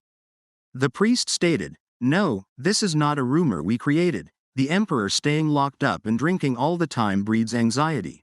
That anxiety naturally grows into suspicion, leading to naturally formed rumors, which eventually cross the palace walls. But they are just rumors, nothing has actually happened. So, the North won't act hastily, let alone declare war. It's unthinkable, Aisha said. Then why? The priest replied, you know where anxious people eventually turn to, don't you? Especially you. Oh, please, help me. Oh, God, isn't it familiar? Helping such pitiful humans is our mission, you should know that. It is important to use this opportunity to increase our influence, well, and stirring things up like this might help us find the escaped prey again. On the other hand, Rebellia said, I don't know either. Why has the story escalated this far? Why? Did I think wrong? I just vaguely believed everything would work out because, you know, Alexandros, that person is Alexandros, the emperor, absolutely. Caleb emphasized, do you think he didn't care about Her Majesty? This doesn't seem to be the case, Rebellia asked, what? Caleb continued, honestly, I hate to admit it, but at least from what I saw, he was so smitten with Her Majesty that even a trivial slave at Her Majesty's side annoyed him. He was deeply infatuated with Her Majesty. Rebellia replied, there is no way. Caleb said, if you don't believe me, it's fine with me, but I assure you, I am not lying. So, Your Majesty, please, let me ask one last time, is there anything I can help you with? On the other hand, the Duke said, this is unexpected, I did not think you would come to see me. The Emperor told him, I can't find Rebellia, do you truly know anything at all, if you confess even now? The Duke said, here we go again, as I have repeatedly told you, between Her Imperial Majesty and me, there was only sympathy, pity, and gratitude, no illicit affairs whatsoever. If you think I am hiding her whereabouts out of love, then I just hope His Majesty is not that foolish. The Emperor stated, Saint Johanna Orphanage, while digging into your and Rebellia's relationship, I ended up there, that must be the connection. Right, your son. The Duke shouted, that child. The Emperor stated, I have ordered that matter to be kept buried. The Duke asked, what, why? The Emperor replied, Rebellia, she didn't seem to like it, that's all there is to it. After that, the Emperor told her, this is getting tedious, stop tailing me and just tell me, what do you want? Aisha replied, I am sorry, Your Majesty, it has been a long time since we last met, I have heard you are having a tough time lately, so I wanted to comfort you. The Emperor asked, aren't you tired? Aisha said, what are you talking about? I don't quite. The Emperor continued, I asked, aren't you tired, living with that fake smile? You know it's all pointless, right? We both know your smile is fake. Even if you put on such tricks, my feelings won't change, even if you forcefully stay by my side using the power of the Holy King. All you'll end up with is an empty shell. Aisha asked, so what? What is so bad about an empty shell? Aren't you the same? You said even a saintess in name only would be fine. In the end, we are just using each other, so what more could I want? If that is all I can have, then I'll take it. If I can't even have that, then I am.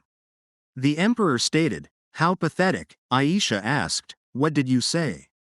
The Emperor continued, indeed, we are alike, you and I, in the end, we made these pitiful choices, so clumsy and pathetic. After the Emperor left, Aisha thought, it's not like I wanted this from the start, I just wanted to be happy. In the next scene, Rebellia said, everyone looks so gloomy. Caleb replied, indeed, and no, it's nothing.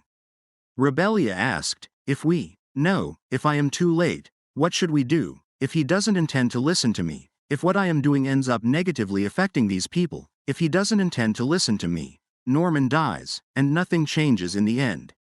Caleb thought, taking her to the one who makes this expression, then he said, please trust me, that won't happen, he will definitely listen to Your Majesty's words, I guarantee it. Rebellia told him, I said something strange, coming all this way. Caleb thought, because this is truly what you want, so it's okay, Rebellia thought. Let's go to the Imperial Palace. On the other hand, the Emperor thought about what the Duke had said, His Majesty brought this upon himself. Aisha said, His Majesty is just the same, isn't he? The reason those words pierce my heart is because I understand them better than anyone, because all of this is my fault, it's really ironic. I hated my father so much, but in the end, I ended up resembling him in this way. It doesn't change, nothing will change, Rebellia is gone forever, and in the end, I remain the person she hated the most. The next morning, Robert came and asked, "Your Majesty," the Emperor replied, "Is that you, Robert? I want to be alone right now." Robert said, "No, Your Majesty, you must come out, in front of the castle, right now." The Emperor thought, in the end, I reached the conclusion of being a husband worse than any other man. I could only repeat my delusions like a madman. If only I could turn back time, I wouldn't have pushed my feelings on you with reckless promises. I wouldn't have made you wear that expression. I wouldn't have given you what you didn't need and demanded you look back at me because of it. So please, if I could just have one more chance. The Emperor said, "Rebellia." Then he thought, "Never again." Rebellia replied, "It's been a long time, Your Majesty. Please calm down and listen to what I have to say." The next moment, Rebellia asked, "Are you okay?" The Emperor started repeating her name and said, "I lost you again, never." After that, the maids said, "We're glad you're back. You're not going to go anywhere now, right? We thought you had abandoned us." Rebellia replied, "Yes. I clearly realized after coming back. I think I missed you all very much." Then she thought, surprisingly enough, Robert may be the one who welcomed me back the most. The Emperor neglected so much work since I was gone, and the amount of work that piled up was nauseating. At first, I had a hard time believing it. He was so diligent before I left, but he used to always take care of his work no matter what. I had no idea he had neglected his work to this extent. All of this is probably my responsibility as well, my responsibility. Banya came in and said, "Your Majesty, you still have that fountain pen with you?" Rebellia replied, "Yes, I didn't want to leave it behind." Then she thought, "Wait, did I?" The Emperor came in and asked, "Are you all right? I've called your name several times. Do you feel unwell by any chance?" "I'm sorry, I wasn't trying to scare you." Rebellia replied, "It's all right. I'm sorry, I was thinking about something else for a moment. More importantly, what?" The Emperor said, "It's because of this." It is, as expected, the response. Rebellia started reading. The Empress, who was thought to have died, returned. There are probably no articles more interesting than that. Rumors that could damage the reputation of the imperial family have also grown out of control. Speculations regarding my relationship with Norman and accusations that I was a traitor were everywhere. The imperial palace suddenly gathered reporters together to clarify. Her Majesty was on her way to investigate state affairs with the help of the North, but was caught up in something unexpected. However, she was able to escape thanks to the magic of the escort knight who was with her. Rebellia thought, "Did they believe this?" The Emperor replied, "For the most part, but they still seem suspicious about your relationship with the Duke. There was a rumor going around that the reason he was released without incident was actually because you begged for him to be freed, so I thought I should ask your opinion." Rebellia thought, "I can't make Norman suffer anymore." Then she asked, "Your Majesty, I have something to ask you. What is the closest imperial family event from now? Something that we can attend together." Next scene, nobles whispered, "I heard Her Majesty was safe and sound, but it feels different to see her in person. How impressive. She has been through so much as a woman, but she looks so calm." The Emperor asked, "Are you all right?" Rebellia replied, "Yes, the taste is great. You must give the chef a bonus." The Emperor said, "I wasn't talking about the food. I was asking if it's all right for you to be with me like this. You don't have to put up with this act if you don't want to." Rebellia replied, "What are you suddenly saying? It's not like this is the first time we've pretended to be on good terms because of public opinion. I asked you to do it this time. I don't want to deal with rumors after coming back, and I feel bad for the Duke to have such embarrassing rumors circulating." Then she thought, "I made a mistake and mentioned the Duke by accident, and in front of the Emperor, of all people. I felt so close to him that his name ended up slipping from my lips. I bet he's going to try to pick a fight again." The Emperor asked, "What is it?" Rebellia replied, "It's nothing." Then she thought, "I feel like he's changed. He hasn't barged in without telling me in advance recently, and he doesn't get worked up for no reason. When we're alone like this, I feel." The Emperor said, "There's no need to worry. I'm not going to make you uncomfortable over people around you. This is different from how I've behaved until now, so it's probably difficult for you to believe me right away." Next, the high priest came. The emperor said, "It looks like another star of the party has appeared. You may stay out here for a bit more. I can handle him myself." Rebellia replied, "No, I'm coming with you. I have something to ask him as well." She thought, actually, this party was not only to celebrate my return, but it was also to welcome Aisha's guards, and obviously, the person who was the head of the guards was the high priest. After that, the priest said, "Thank you so much for welcoming the guards like this. I am so glad to see that you are safe and sound." Rebellia replied, "Thank you, but I feel uncomfortable for making so many people worry about me, and it seems like many people from the Holy Nation were worried as well." The priest told her, "It's because there is only one saintess. She recently became unwell, too. That is all the more reason why more people were assigned to take care of her, so please be understanding." The emperor asked, "Is that really the only reason?" The priest asked, "May I ask what you mean by that, Your Majesty?" The emperor replied, "No, it is nothing. I was just curious. You say that you did it for Aisha's sake, but you don't genuinely seem to care about her. On top of that, isn't the Holy Nation basically neglecting her? I want to know why your attitude suddenly changed. You must understand that I have no choice but to be curious." Rebellia thought, "Well, that was true. It's not like I want to stand up for Aisha, but she wouldn't have done something so desperate if the Holy Nation had supported her properly, but now they are suddenly pretending to protect her." The priest stated, "I see, it seems like there was a misunderstanding between us. It looks like the Empire thinks we have been neglecting the saintess, but the Holy Nation has only prioritized her freedom. We have always been worried about her well-being." Rebellia said, "Alexanderos, people are being swayed by him." The emperor spoke, "Thank you for your answer. I hope you have a wonderful time." After that, Rebellia asked, "Do you think it will be okay to be aggressive? Don't you think this will cause political problems?" The emperor replied, "The Empire and the Holy Nation have built up trust with one another for a long time, so this is fine. Don't worry too much. What you are worrying about is not going to happen. Sit down and relax. Here, quench your thirst for now. Maybe it's because you haven't been to a party in such a long time. You look tired. You shouldn't push yourself too much. Why don't you go and rest?" Rebellia replied, "This party is to celebrate my return, so it will be strange if I'm not here. Stop trying to make me leave." Then she thought, "I felt fine when I was standing up, but I felt a sudden drop in energy after sitting down." The emperor asked, "Are you sure you'll be all right even if you don't go inside and rest? You can get changed into something more comfortable." Rebellia replied, "That's right. I keep getting tired because my dress is uncomfortable. Wait a moment. I'll undo my corset." The emperor thought, even if she doesn't care about me, how could she undo her dress right in front of me? Rebellia asked, "Could you please help me? It's not easy to do it by myself."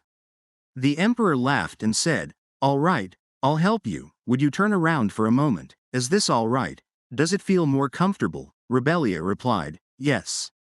Rebellia thought, the emperor is only helping me, but what are these feelings? Then she asked, "What do you think about the high priest suddenly bringing his people? I'm pretty sure he's scheming something. Do you know anything about it by any chance?"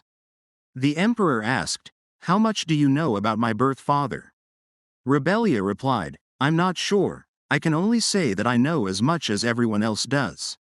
The emperor continued, "He was a man with great talent but was crazy over religion. He abandoned his duties and became a puppet for the Holy Nation. That's probably all you know about him." "It's all true, but there are differences in the details. The Holy Nation was not the one that controlled my father. It was the high priest," Rebellia said. "Wait, you sound as if the high priest and the Holy Nation are separate powers." The emperor replied, "Yes. Listen, the reason I rose to the throne was strictly for personal reasons. I wanted to know why my father went crazy over religion, why he let my mother die, and why he abandoned the empire when it was rotting away before his very eyes. The first thing I did after taking over the throne was to investigate the Holy Nation. They tried to erase their traces, but I was able to find some hints. Probably because my revolt was unexpected, I found traces of the high priest trying to sacrifice this entire world for something." Rebellia thought, "What in the world is he talking about? This wasn't in the original novel. Even if a lot of things have changed because of me, the fact that this is different must mean." The emperor continued, Ever since then, I've lived with a sense of justice to stop him. That was the reason I became emperor. I only strived for ruthlessness and efficiency, and treated everyone as merely tools for my mission, including myself. Looking back, I was such a fool. I grabbed the sword because I wanted to take revenge on my father, who abandoned his family, but I became similar to him. Perhaps this is what it means to share someone's blood. I made those around me miserable. It was my fault that my mother passed away. Rebellia told him, "That's not true. It doesn't matter what you think, but I am not miserable right now." The emperor looked at her. Rebellia continued, "I mean, well, what I wanted to say was, you don't have to blame yourself." The emperor asked, "But didn't you leave me because you didn't like me?" Rebellia said, "I won't deny it, but I eventually came back, and I am by your side right now." The emperor said, "I see, all right, yes." After the party was over, the high priest left the imperial palace with the priests he had brought from the holy nation. He left very quietly, as if there were no problems. Caleb came and told her, "Your Majesty, I brought you what you said you needed." Rebellia asked, "Is anyone bothering you these days? Did anyone say anything to you?" Caleb replied, "Not at all. Rather, everyone is so kind to me." Rebellia thought. Caleb got a bit reprimanded, but I did take his side, and the emperor let him slide. He didn't have to face consequences. Right now, he is using his power to help me with my investigation. The high priest said that he would temporarily take care of the people's livelihoods, and I heard he actually went to worn-down regions with the priests, helping those in need. People said that he was a proxy of God, who stooped down to take care of foolish humans with love. He is doing what a high priest should do. Actually, the timing of when he left was the only weird part. Why do I have such strange feelings about this? Is it because of what the emperor said, that the priest was trying to sacrifice this entire world as an offering to something?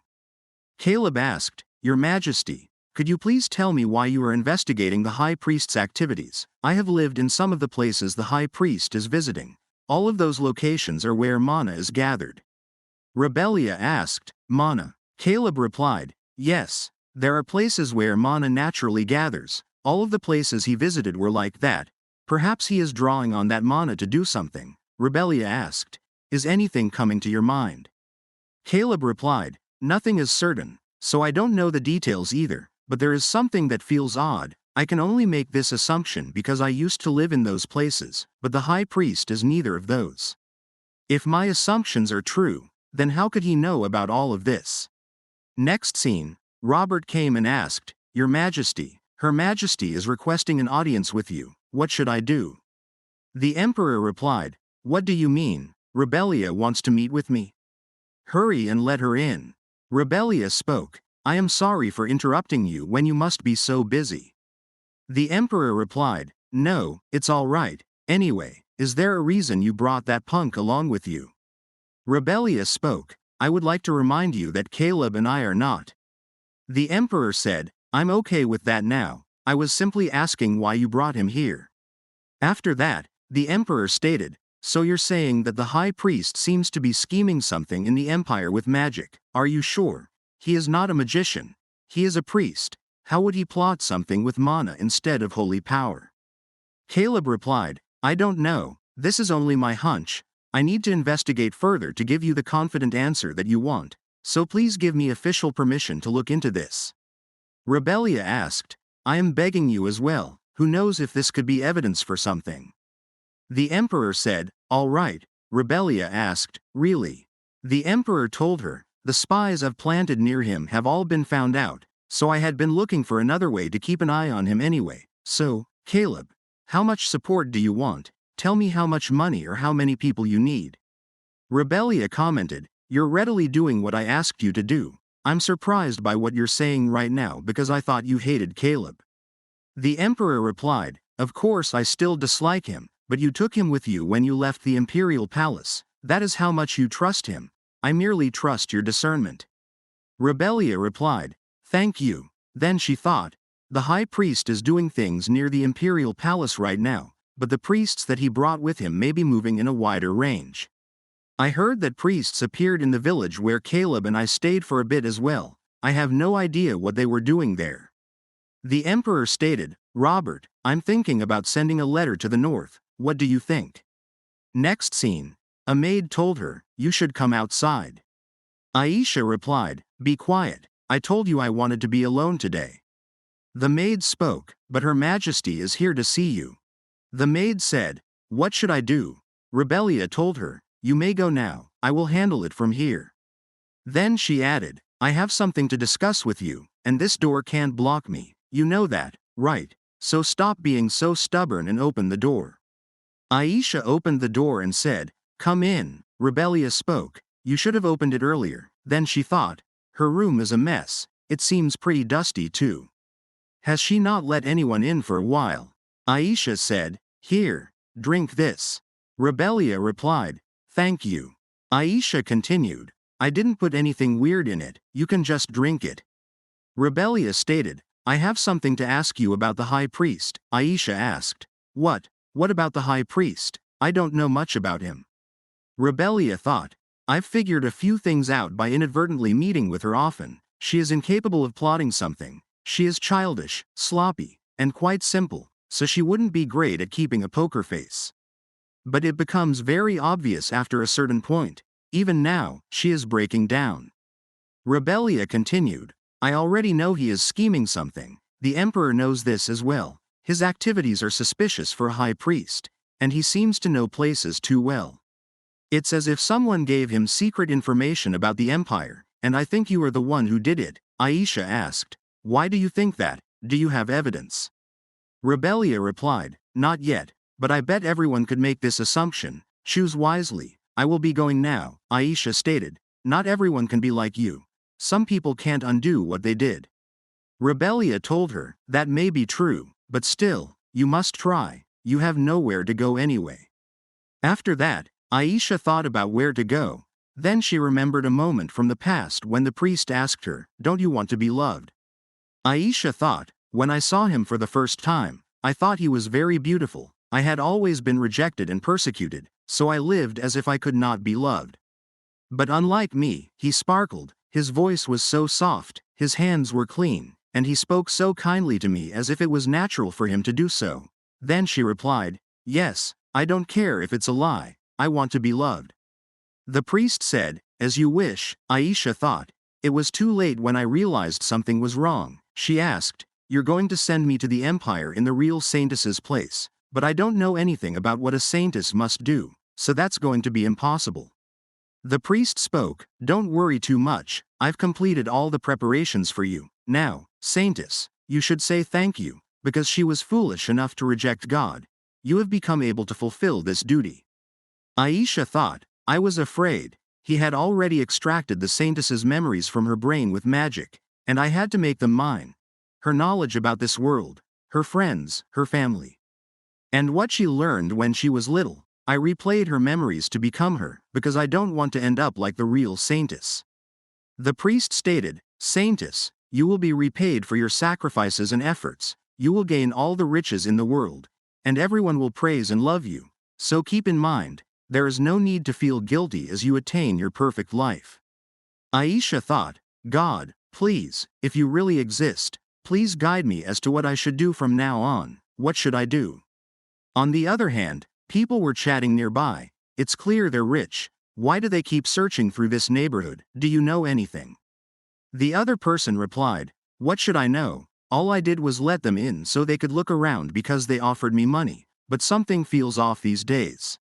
Why are so many people coming to this small neighborhood? I feel like something is about to happen. One of them asked, are you done with your investigation? Caleb replied, just a moment, then thought, what is this ominous energy?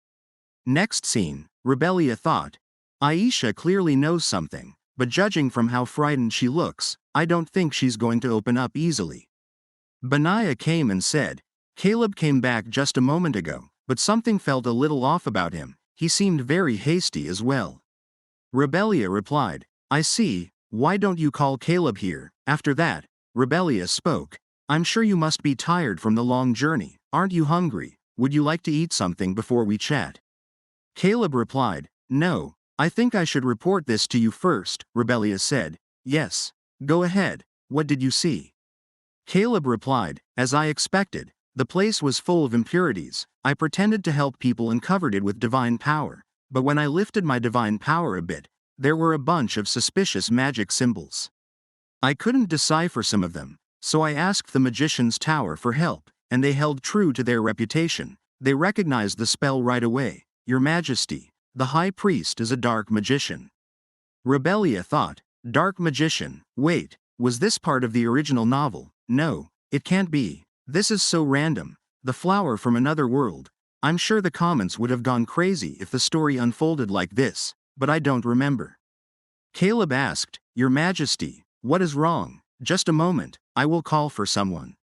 Rebellia replied, No, I'm fine. I merely felt lightheaded for a second. I'm fine. Then she thought, the flower from another world, but I don't remember where I read that now. At night, the emperor said, A dark magician sacrifices lives and souls to borrow power from the devil. I thought they had disappeared into history. Nice to meet you. I appreciate your effort in bringing me an additional report at this hour, but can't you report in a more civilized fashion? The next moment, one of them attacked the emperor. He thought, Great. I felt the sword slice in. This is the end, Your Majesty. The emperor spoke, How rude. I can't believe you swung your sword at me without even saying hello. The emperor kicked him, and the other attacker thought, I can't believe His Majesty knocked him out with one blow. How is he so strong? Suddenly, the emperor punched him and said, How unfortunate, did you really think you could take me down like this? Then he asked, What is your objective? Your plan was so sloppy, considering how you were trying to kill me. What is your motive? The person replied, It is all for him. This land will be cursed. The next moment, he died. The emperor thought, What a vain death, but he didn't kill himself. Something killed him. Is this dark magic? Then he thought, What is happening? A fire. The smoke is coming from the empress's palace. I see, it was Rebellia they were after. On the other hand, a maid cried out, I don't want to die. Rebellia told them, Calm down, don't panic, be calm. The defense field is still intact, so we are safe. All right. Benaiah replied, Yes, Your Majesty. Rebellia asked Caleb, Can you make away with magic? Caleb replied, It is possible, but I will have to lift the defense field a little bit. I won't be able to block all of the heat and smoke. Rebellia stated, I will find a way to handle that. Benaiah, gather all of the water in the vases in one place and wet handkerchiefs. Block your nose and mouth with the handkerchief. And Irene, help Benaiah. Everything is going to be all right. We are going to be safe. We will handle things one by one. In the next scene, the priest asked, How is everything going? The person replied, The martyrs are keeping His Majesty busy for a while, and we set the Empress's palace on fire. The priest stated, Good, the time has come. After that, Robert told them, Hurry and put out the fire. Bring everyone who can help. What about Her Majesty? Have you found her yet? A knight replied, No, we have not. Robert thought, Good heavens, what in the world is going on? I can't believe the Empress's palace suddenly caught on fire. What if something happens to her? One of the knights shouted, Over there, Her Majesty is over there. Robert asked, Goodness, are you hurt anywhere? Rebellia replied, I am fine, but some of my maids got burned. They need to be treated right now. Could you help them? Robert replied, All right, I'll call the doctor right away. The priest came and said, There is no need. We will take good care of them. Your Majesty, please come this way. I will escort you to a safe place. Rebellia replied, Father, what do you mean? You speak as if the imperial palace is not safe. The high priest stated, Your Majesty, forgive me. It looks like I've made you misunderstand. Let me correct myself. Enough of your nonsense and follow me. You don't have a choice. In the next scene, Rebellia shouted, You must at least give us medicine. How could you treat us like this when you are a priest? Answer me. Benaiah told her, Your Majesty, I am fine. Rebellia replied, But I am not fine. Then thought, The fire that suddenly engulfed my palace was probably their doing as well. Were they trying to harm me? No, something feels off. If their goal was to kill me, they wouldn't have locked me up like this. Are they after something? But what could it be? Aisha came and said, That is what you deserve. Rebellia asked, What did you just say?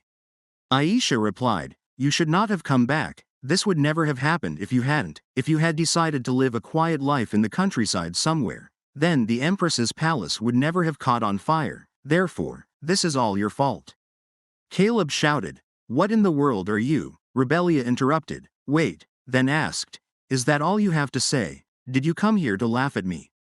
Aisha stated, "No, you told me to make a wise decision, and this is my decision. I am going to join forces with the high priest and be promised wealth and fame in return, so listen closely." Then she said something to Rebellia and added, "This is all I have to say to you. This is really the end." After that, the person asked, "Saintess, are you all right? Didn't the Empress raise a ruckus?" Aisha replied, "No, I am fine. More importantly, thank you for giving us room. I had so many things I wanted to tell that woman. And what happened to the Emperor? It seems like you haven't been able to find him yet." The person replied, "Yes, but we locked the Empress up here, so I doubt he ran very far. The other priests are doing their best to look for him, so I'm sure we will hear news of him soon." Aisha said, "I see. Thank you for telling me. I will be going now." In the next scene, Benaiah asked, "You can't use magic right now, right? Is that why?" Caleb replied, "Yes. Just how did the priest manage to get their hands on a magic restricting item? I feel like I would be able to find a way out if only I could use magic. I'm sorry." Benaiah said, "What is there for you to be sorry about, and your majesty?" "Your majesty," Rebellia replied, "I'm sorry. Did you say something? My mind was on something else. I had something to think about." Rebellia remembered Aisha telling her, "Don't react and just listen to what I'm going to say. The high priest wants to kill you. I think it's because you took over Rebellia's body. Unlike me, you are real, so there must be something you can do." She thought, "I am real. Right now, I am probably the fakest thing in this world. I am merely a mirage that has been placed over the real Rebellia. Anyway, I had no idea that Aisha would tell me this. The last time I saw her, she was so." Then she said, "Caleb, there's no way to break that magic restricting item, right?" Caleb replied, "No, it's probably made to explode if I try to break it by force." Rebellia said, "So the safest way would be to unlock it with the key that the priest over there has. Then let's come up with a way to lure that priest here. We must escape no matter what. So both of you, please help me." Then she thought, "I'm not sure what I will be able to do, but if the priest is afraid of something I have, then I have no choice but to use it." On the other hand, the Emperor said, "They keep persistently rushing at me like tiger moths, even those who don't know how to fight, and who have never swung something sharp in their lives. Is this madness? Just why are they doing this?" The priest came and stated, "For the greater good, of course. I'm sure you would understand. You have done something similar to this, haven't you? Giving up everything you have for the greater court is a mission from God." The Emperor stated, "The greater good? Is this what you call the greater good? Deceiving people, brainwashing them, and wasting their lives so senselessly?" The priest asked, "Senseless, you say? That is a heartfelt remark. The souls that were sacrificed will all be warmly embraced by God. It was their faith that led them." The Emperor spoke, "It is you. It didn't seem like they were worshipping a distant god, someone who whispered close by, using them as their pawns. That is you. I suppose you were never satisfied with just the Holy Kingdom. Did you stir all this trouble because you wanted the empire under your control too?" The priest stated, "Foolish Emperor, the Holy Kingdom, the empire, my goodness, you truly thought that is what I wanted? No, what I desire is destruction. To obliterate everything crafted by that vile Khan, all that you call a god, to crush and trample it all, leave no trace of it behind, so I alone may reign over this world." The Emperor told him, "You were insane. I kept listening, wondering what you would say, but it is nothing more than the meaningless rambling of a madman. I have heard enough. Come on. The dream of an illusionist who desperately wants to become a god. I will put an end to it here." The priest stated, "Fool, I don't want to become a god. Before that being you now call a god cast me out. I was the one true god, all in due course." In the next scene, Rebellia thought, "Oh God, they're quick to catch on." Caleb told her, "I think we can lose them up ahead. There's a path only those who work here know. We can also meet up with Lady Benaiah there." We have escaped from the present, while Benaiah pretended to faint and lured the priest outside. I swiped the key. And the rest was Caleb's magic, boom, and done. Benaiah suggested splitting up to confuse the pursuers, but we were the first ones to get spotted. Still, it bothers me that we escaped so easily, not because our plan was flawless, but because it seemed like their focus was not on us. What is happening out there, Caleb? Do you sense anything suspicious? The knights asked. What is that? The Duke told them, everyone stay calm, and pick up the pace, he is waiting for us. After that, the maid said, save me, someone, please save me. The next moment, she thought, that person is. Benaiah came and asked, are you hurt anywhere? The maid replied, what is going on here? Did you call for these people? Benaiah replied, it seems His Majesty requested aid from the north. The maid said, but His Majesty and the Duke are definitely on bad terms. Benaiah replied, yes, that is true, but once he heard the news, he put aside his discomfort and asked for help personally. He asked them to guard the Empress's palace. The maid told them, I just saw Caleb and Her Majesty, the Empress, just now over there. The Duke asked, where did you see them? On the other hand, Rebellia said, thank you, but wasn't that a bit much? Wasn't it too strong? If you end up hurt like last time? Caleb replied, yes, it is probably fine. It's more like I just pushed the limit of the circle. Rebellia thought, at a moment of crisis, did some unknown strength awaken within him? Then she said, let's start moving again. Let's meet up with the others, and then handle the next step. Suddenly, Rebellia thought, what the hell is going on? The Emperor was also there. The Emperor asked, were you safe, Rebellia? She thought, what, but what is that thing? Is it looking at me? The Emperor shouted, run away from here, right now. Rebellia thought, I see, my story ends here. The next moment, she thought, what is this place? There is nothing here. I was definitely with that monster. The Emperor said, you are safe, Rebellia. Rebellia replied, Alexandros, you. The Emperor asked, why do you have that expression? What is the matter? On the other hand, the Duke asked, how are the injured doing? Those with serious wounds are being treated separately. A knight replied, no one's life is in danger so far. The Duke asked, and what about the wizard we found earlier? The knight replied, well, I'm not really sure, he's rambling a bit. It seems like he's in shock. The Duke stated, listen to me, since you serve Her Majesty the Empress so closely, you must understand my situation. I owe her a debt I can never fully repay, so, if she is in danger, I must do everything in my power to help her. Tell me what exactly happened. Back with Rebellia, she asked, are you all right? Your face looks. The Emperor said, you can't see my face. The priest came and stated, because there is no need for it to be in your sight, you don't need to remember such a person's face, nor is there any need to keep their face in mind. This is merely a passing story you are working through. Rebellia asked, what did you do to us? The priest asked, Euseus, what are you talking about? There is no one here but you. Rebellia thought, where has the Emperor gone? Then she asked, what did you do to him? The priest replied, nothing in particular, I just moved him since he seemed like he would interfere with our conversation. Rebellia asked, conversation? I have nothing to say to you.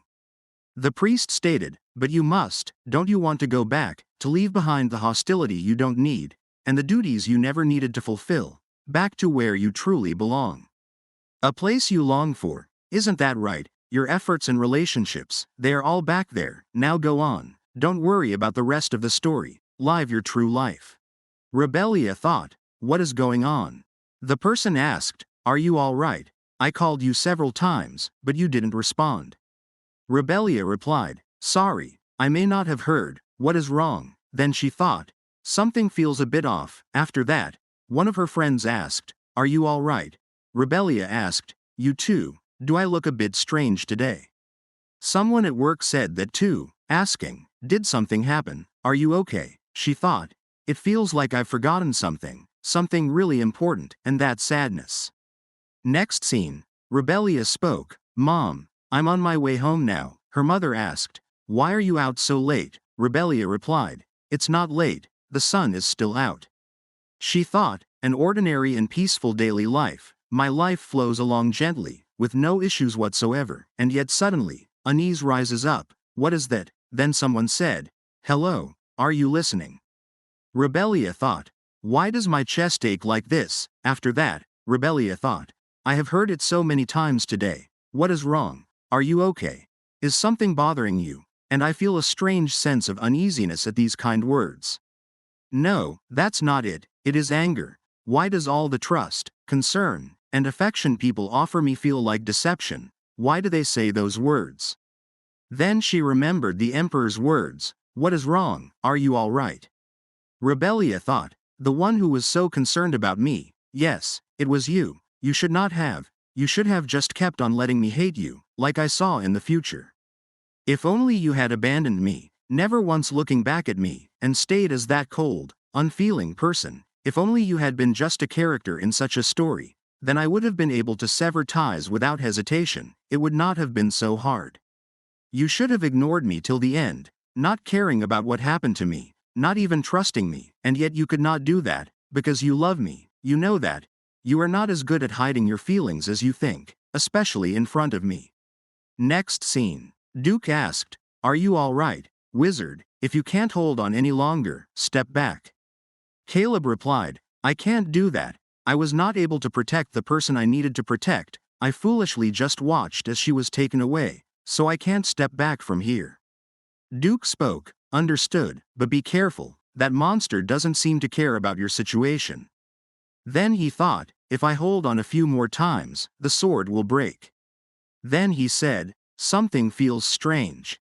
That monster that swallowed Her Majesty, don't you think its moment became odd all of a sudden?" Inside the monster, the priest asked, "Why, you got everything you wanted. I even granted all the wishes you so desperately desired, so why did you come back again?" Rebellia replied, "Why, you ask, isn't it obvious? I'm not foolish enough to play in your little dollhouse." The priest said, "It can't be, it is something that should not happen. To think you have arbitrarily tried to rewrite the story I have completed." Rebellia thought, "Maybe I must have misunderstood the order. I, as a being, am simply someone who accidentally caught a glimpse of an already completed story, nothing more than that. A perfect stranger, unrelated to this world. But now, one thing is certain, I am me. I was hurt by my family. I was saddened by unreachable love. I, who escaped into memories of a past life one day. Okay. So to say it again, I must have misunderstood the order from the start. I am not a possessor in Rebellia's body, but rather Rebellia, who began to recall memories of her previous life." Rebellia spoke, "Shall I share my guess? You probably killed the real saint. Set up Aisha as a substitute, because you were afraid of beings from other worlds. I could rewrite the story without being interfered with in this world." Rebellia thought, "My mind is clearer than ever. It's as if someone is telling me what I need to do." Then she said, "Perhaps it may be even more difficult in the future. I might not be able to achieve everything I want, but so what? My story will be written alongside everyone, without being interrupted by someone like you." After that, Caleb said, "What is happening all of a sudden?" Duke shouted, "Calm down and regroup." "If we respond calmly," Caleb said, "Your Grace, over there." The next moment, the Emperor grabbed her, and both of them fell to the floor. Duke asked, "Your Majesty, are both of you unharmed? Someone, bring a stretcher." Caleb came and asked, "Your Majesty, the Empress, are you injured anywhere?" Rebellia replied, "I'm fine, it's going to be all right now." Aisha said, "It's already all over now, I have to go." A few days passed after that. Rebellia, the monster who had been masquerading as the high priest, melted away after the Emperor and I escaped. The remains, which melted like sludge, faintly smelled of ink. At the same time, most of the priests who had succumbed to madness regained their senses, but even so, some of them still followed him and cursed us, and there, Saint Aisha vanished without a trace, and we could not find her anywhere. Well, I guess it doesn't matter anymore, now I have my own issues to deal with. The incident made me realize that I was the real one, but even though the confusion within me subsided, nothing else really changed. It's like I was too busy to even worry about my identity. Anyway, the Emperor and I were both so busy that we didn't even get a chance to talk about what happened, and just like that, we returned to how things used to be. No, let's not dwell on it, I'll just go for a walk, I'm tired of reading books anyway. Next scene. Rebellia thought, good thing I left Benaya and the kids behind, I like the quiet, the peaceful life returned. As if all that chaos had been a lie, but for some reason, this suffocating feeling won't go away. The future I remember, that is, the moment the Emperor abandoned me, I now know that it's just my insecurities mixed with memories of my past life. It's beautiful, but I still don't know how I should act moving forward. Suddenly, she said, what, Emperor, how are you here? The Emperor replied, I saw you while passing by, are you feeling unwell? You were sitting crouched for a while. Rebellia said, no, I'm not sick, I was just admiring the flowers. The Emperor replied, I see, Rebellia spoke, yes, then she thought, so awkward, I don't know what to say, and I haven't sorted out my thoughts yet. This is not going to work, I need to leave, she said, I'll be going now. The Emperor stated, wait, can we talk for a moment? Rebellia asked, what do you? The Emperor continued, it doesn't matter if we chat here, I won't take too much of your time, would it be all right? Rebellia replied, if you make it quick, then okay.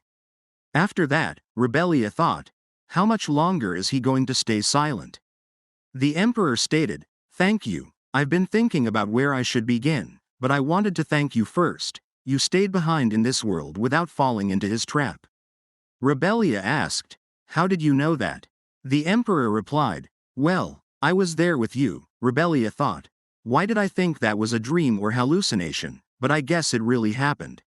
The Emperor spoke, if you had made a different decision, then neither I nor this world would have been safe, and I am sorry, I saw and felt everything in there, so I'm so sorry about how I treated you, so, if you still want to divorce me, then I will do so.